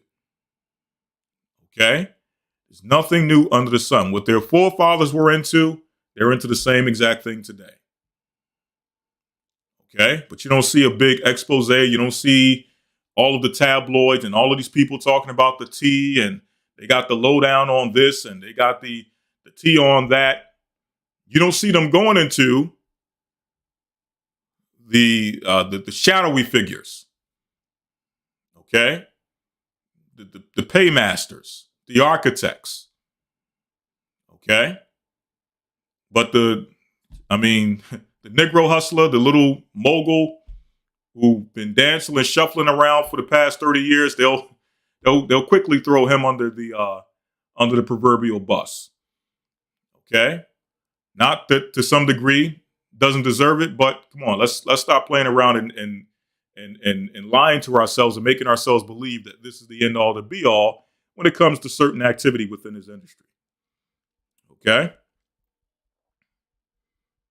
So 2 Maccabees 6 and 1 says, not long after this, the king sent old men of Athens to compel the Jews to depart from the laws of their fathers and not to live after the laws of God. This is the architects.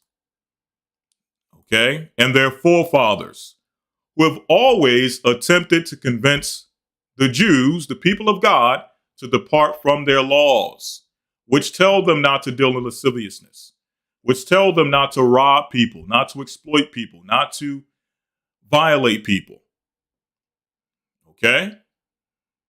This is what the laws of our forefathers command us. These are things that the laws of our fathers command us not to do. However, the architects have built a whole industry promoting those same exact things which our God commands us to abstain from. Okay? A whole movie industry promoting things which our God commands us to abstain from. A music industry promoting things that our God commands us to abstain from. And then those same said people will come back when you actually indulge in the lasciviousness that they promote to you 24/7 and come back and say, see, he's all that's wrong with the industry. Okay, let's move him out the way. He's all that's wrong with the industry. Okay, when it's the architects who have built a structure, a system which promotes what? Departing from the laws of God. Okay, and to pollute also the temple in Jerusalem and to call the temple of Jupiter Olympius, and that in Gerizim of Jupiter, the defender of strangers, as they did desire that dwelt in the place. Okay? That's 2 Maccabees 6:1. 1 Maccabees, the first chapter, was the last one we went into. All right, so let's read on. It says, For the temple was filled with riot and reveling by the Gentiles. Again, these are the fathers of the architects. Okay, the Greeks. For the temple was filled with riot and reveling by the Gentiles. What does it mean by riot and reveling? It's talking about strange parties. Okay, filled with all types of lust and lasciviousness. Okay? They want to talk about, for the past few years, it's been a running joke of the bad boy talking about partying with rappers and, come and party with me, so on and so forth. That's been a running joke. Okay? And he's become the face of the party. Come and party with me. But now in the Bible, we're reading how the architects party. Okay? We're reading about the people who taught him how to party. Okay? And now we're showing you exactly how they party. Speaking about the architects. Okay? They want to make him the face of the party. Okay? But they party, the way they party is on a whole nother level. And we're getting into it now in the scriptures. Okay? For the temple was filled with riot and reveling. This is in the temple of God. It says it was filled with riot and reveling by the Gentiles. Now let's see what they were doing in the temple. Who dallied with harlots. Let's get the definition of dallied. Let's see if we can pull this up very quickly. If not, we'll just move on. Okay. Who dallied with harlots. Okay. Okay, it's not giving us a definition here. Let's pull this up very quickly. I don't think it has the Strong's on here. Let me see if it gives us a definition on the Webster's. Okay.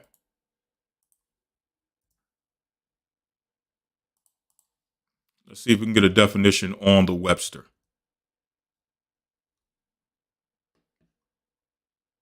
Okay, to dally. Literally to delay, to linger, to wait, to trifle, to lose time in idleness and trifles, to amuse oneself with idle play. Again, to trifle, to lose time in idleness and trifles. Okay, trifling activities, right? To amuse oneself with idle play. Down here it says to toy. Okay, when it says they dallied with women. Okay, they amused themselves with women. They toyed with women. It says to toy and wanton as man and women, to interchange caresses, to fondle, to sport, to play. This is what they were doing in the temple of God with harlots. This is how they party. Okay, speaking about the party and why don't you party with me, so on and so forth. This is how the architects party. Okay? So who do you think he learned it from? They learned it from. I'm not even going to put it on one person. Who you think they learned it from? Okay, all of those who are in the industry, the Negro hustlers, the people who are put before our face and worshipped as gods, but really they're basically servants to their paymasters. It says, and had to do with women within the circuit of the holy places, and besides that brought in things that were not lawful. So they were dealing with all types of debauchery, partying in God's temple. The altar was also filled with profane things which the law forbiddeth. Neither was it lawful for a man to keep Sabbath days or ancient fasts or to profess himself at all to be a Jew. So along with these parties, along with the architects and their debauchery, they made it illegal for our forefathers to profess themselves to be Jews. Okay? Verse 7 says, and in the day of the king's birth, every month, they were brought by bitter constraint to eat of the sacrifices when the fast of Bacchus was kept. Okay, so they dealt with Bacchus rituals. Okay, wine. Okay, lasciviousness, debauchery. The Jews were compelled to go in procession to Bacchus carrying ivory. We're going to jump down to the key point.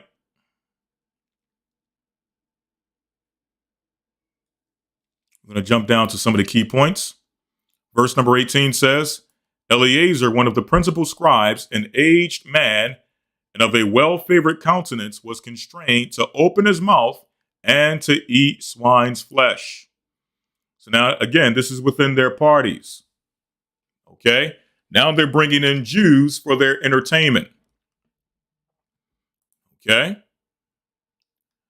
But he choosing rather to die gloriously than to live strained with such an abomination, spit it forth, and came of his own accord to the torment. So this is the honor that our people held back then. They were willing to abstain from abominable acts, even if it meant losing their life, even if it meant torture and death. But keep in mind that all of this is taking place within a party, within a feast, as entertainment for the architects. As I mentioned earlier, they deal with a different level of entertainment.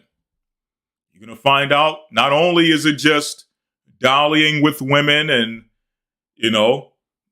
little girls, little boys, and all of those various things you may hear of, there's also death and torture that takes place in some of these high-level parties as a form of entertainment. Okay? These things take place. And again, they're going to look at the Negro hustler and the bad boy and look at him and say, okay, this is what he's doing and that's what he's doing. As vile as it is, it's not the end all to be all. It's low level compared to the level of stuff that goes on within this realm. Okay? Reading on, it says here, it says here, verse number 21. In fact, let me get straight to the point.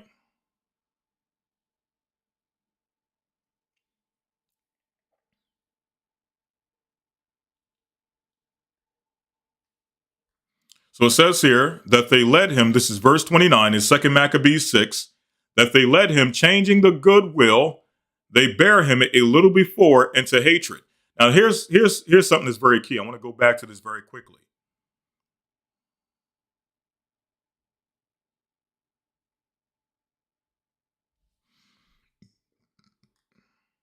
It says here in verse 20, as it behooved them to come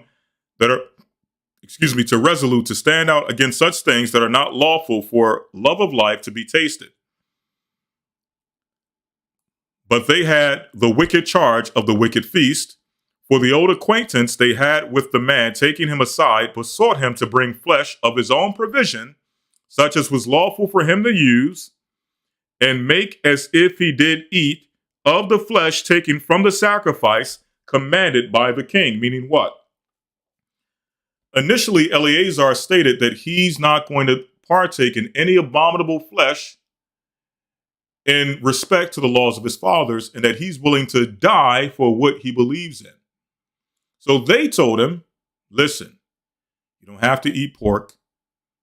You don't have to eat lobster. You don't have to eat shrimp. You don't have to eat anything abominable. What we'll do is allow you to go and choose any meat of your choosing. Okay? You can choose cattle. You can choose beef. You can choose lamb. You can choose whatever is suitable for you. But when you eat it, tell your people that you're eating pork. Tell your people that you're eating swine's flesh, so that now they can see you being an influential person who is well respected among your people. And they will look at you and say, well, Eleazar ate swine, which means it's now good for us to eat swine. Okay? Showing what? That the architects are willing to take people who are influential among us and use them to promote things that they know are not right nor lawful for us to partake in. Okay? They'll take someone who is influential, who maybe even themselves may not indulge in certain activity. You have rappers who don't smoke or drink, but they'll sell you a record telling you that they get high all the time. Okay? They don't drink, but they'll sell you vodka. They don't drink, but they'll make songs talking about they're in a club with bottles of bub and so on and so forth. Okay? So they don't indulge in these things, but with their influence, they'll use their influence to sell you things that they themselves know is detrimental and wrong. Not to say that having alcohol is wrong or anything of that nature, but if you're an artist who believes within yourself that drinking alcohol is detrimental to your health and that you're health conscious, why take it and sell it to your people? Okay? So they were trying to do the same thing with Eleazar, but Eleazar was honorable. Eleazar was a strong man who stood for what he believed in and would not as much as go and get a lawful beast to consume and act as if it's a clean beast before his people so that now his people can be led astray. Okay? So again, he was willing to die for what he believed in. But again, the architects, again, they'll take someone who is influential among you, someone who you like their music, okay, you respect their gift, and he will use them to sell you things that they themselves, meaning the artists, don't even indulge in themselves. Okay? That in doing so, this is verse 22. In fact, we'll jump to the point and then go to the next chapter. Verse 30, it says, but when he was ready to die with stripes, he groaned and said, it is manifest unto the Lord that hath the holy knowledge that whereas I might have been delivered from death, I now endure sore pains in body by being beaten, but in soul am well content to suffer these things because I fear him. And thus this man died, leaving his death for an example of noble courage and a memorial of virtue, not only unto young men, but unto all his nation. So he used his influence as a righteous example to the young men of his nation, Okay? So here's the example of what to do when you have power and influence. All right? But the point I'm making is that this was their entertainment, trying to force us to break the laws of God and torturing us when we refuse to do so. This was their entertainment. Speaking of the architects. So don't let them just tell you and push out there about some rapper and the weird parties he likes to be involved in and the weird revelings that he likes to, set up and indulge in for himself. Okay? Because they're telling you half the story. Okay? I'm just going to read a little bit of this, jumping over to 2 Maccabees chapter 7, verse 1. Okay? And it came to pass that 7 brethren with their mother were taken and compelled by the king against the law to taste swine's flesh, and were tormented with scourges and whips. Again, this is all taking place within a feast, within a party. People being brought in to be tortured for entertainment. Okay? But one of them that spake first said, What wouldest thou ask or learn of us? We are ready to die rather than to transgress the laws of our fathers. Then the king, being enraged, commanded pans and cauldrons to be made hot, which forthwith, being heated, he commanded to cut out the tongue of him that spake first. This is all being done in entertainment. Okay? And cut off the utmost parts of his body. So he cut off the rest of his brethren and his mother looking on. So his mother is looking at a mother is looking at all of her sons being tortured before her eyes. Okay? And all of this is being done for what? For entertainment. Okay? So jumping down, you can read the story in your own time. But when you jump down, it says here, this is how we know this was for entertainment. I started 41 where it says, last of all, after the sons, the mother died. So they killed not only the sons, but also the mother. Now, how do we know that this was for entertainment? 42. Let this be enough to have spoken concerning the idolatrous feast. Let this now be enough, or let this be enough now to have spoken concerning the idolatrous feast and the extreme tortures. Okay? So this is what goes on in their parties. Right? They're telling you about the parties of some rapper or some singer or some low-level entertainer. They'll tell you about their parties, but the question is, what's going on within the parties of the architects of the industry? What's going on within their parties? Okay?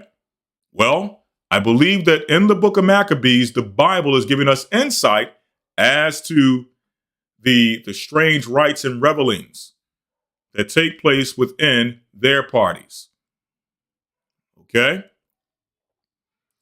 Last but not least, we got Matthew 14, showing you that John the Baptist, a prophet of God, was what? Was tortured and killed in a party for entertainment. Okay, this is the time of the Romans. We went through the Greeks. Now we're in the time of the Romans. Okay? St. Matthew 14, verse 1. At that time, Herod the Tetrarch heard of the fame of Yeshua and said unto his servants, This is John the Baptist. He is risen from the dead, and therefore mighty works do show forth themselves in him. For Herod had laid hold on John and bound him and put him in prison for Herodias' sake, his brother Philip's wife. So Herod was dealing with his brother's wife, and John the Baptist would come out and prophesy against him because of it. Verse 4 says, For John said unto him, It is lawful for thee to have her. So he was telling Herod, and this is not Herod the Great, who tried to kill Christ at birth. This is one of his descendants. So he was telling him that it was wrong, or it was not lawful for this Herod to have his brother Philip's wife. So because of that, John the Baptist was eventually imprisoned.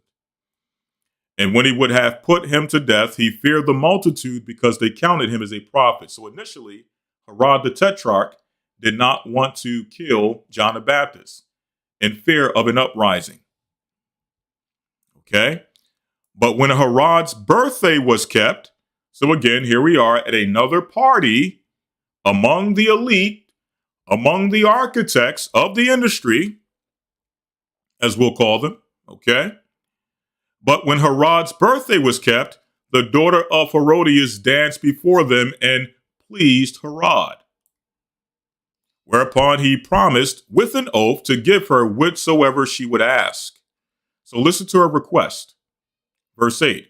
And she, being before instructed of her mother, said, Give me here John Baptist's head in a charger. In other words, give me John the Baptist's head on a platter. For what? For her entertainment. Okay? This is how the elites party. This is how they enjoy themselves. Okay? This is how they engage in entertainment. The Bible is exposing it all.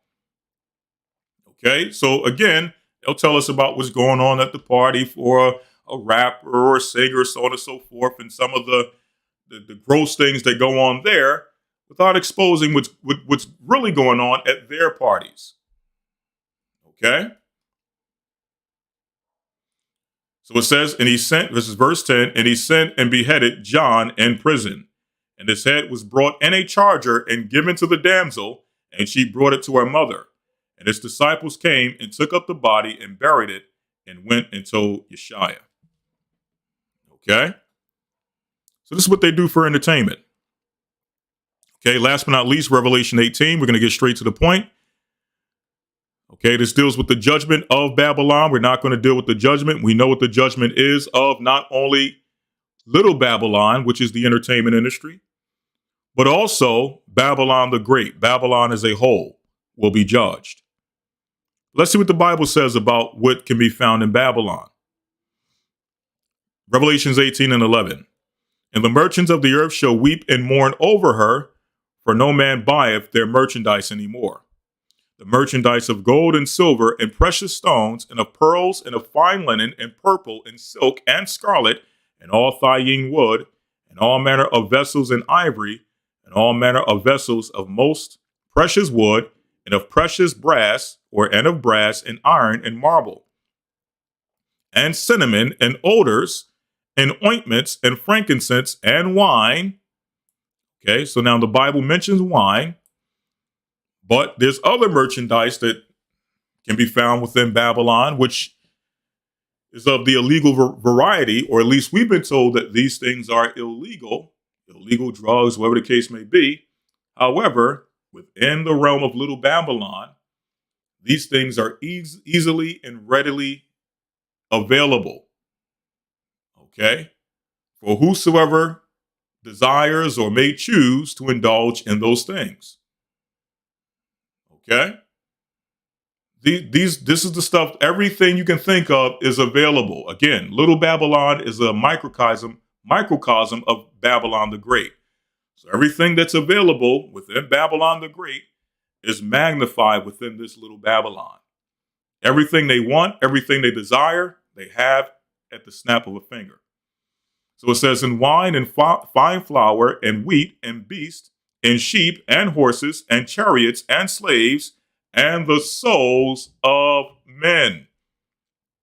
So they'll tell you about trafficking and people being trafficked for pleasure and things of that nature. Well, you have a whole nation of people sitting within Babylon the Great who are the victims of trafficking. Okay? That's a whole nother conversation for another day. Okay? That's a whole nother conversation for another day. All right? Within this industry, you hear the stories or you hear rumblings about people being moved illegally from place to place for the use and the pleasure of who you may call the elites or the architects. Okay? This is common behavior that takes place within this realm. But they'll make you think that it's just the rapper, the singer, the little sports figure, what have you. When it's the whole industry behind this who are involved in this type of behavior. Okay? It says, and the fruits that thy soul, verse 14, and the fruits that thy soul lusted after are departed from thee, and all things which were dainty and goodly are departed from thee, and thou shalt find them no more at all, which is the ultimate judgment of Babylon the Great. It says here in verse number 17, for in 1 hour so great riches is come to naught, and every shipmaster and company and ships and sailors and as many as trade by sea stood afar off and cried when they saw the smoke of her burning, saying, what city is like unto this great city? And they cast dust on their heads and cried, weeping and wailing, at last, that great city wherein were made rich all that had ships in the sea by reason of her costliness, for in 1 hour is she made desolate. And that's the ultimate judgment of Babylon. That's what's coming to Babylon. Not only little Babylon, the little industry that's crumbling before our eyes, but Babylon the Great in larger scale. Okay? So with that, I want to say bless you all and shalom. That concludes today's lesson. Again, we have a new Hebrew and Bible Academy upcoming January 7th. Some of the lessons we're going to be covering in the upcoming academy include UFOs in the Bible, the Jewish relationship with the tribe of Judah, roundtable discussion on the purpose of man and woman, breakdown on the 24 elders, the prophecies of Daniel and the secrets of time. And last but not least, walking with the commandments in Christ. All right. So if you're interested in the Hebrew and Bible Academy, go to historytimes.org and all the information you need will be there present on that website. Okay. With that, I want to say bless you all and shalom. Enjoy the rest of your Sabbath. For many of you, the Sabbath is already concluding, but again, enjoy the rest of your Sabbath. And next week, Elder Ricard Shiar, if it be the Most High's will, we'll be back. Okay. Bless you all and shalom.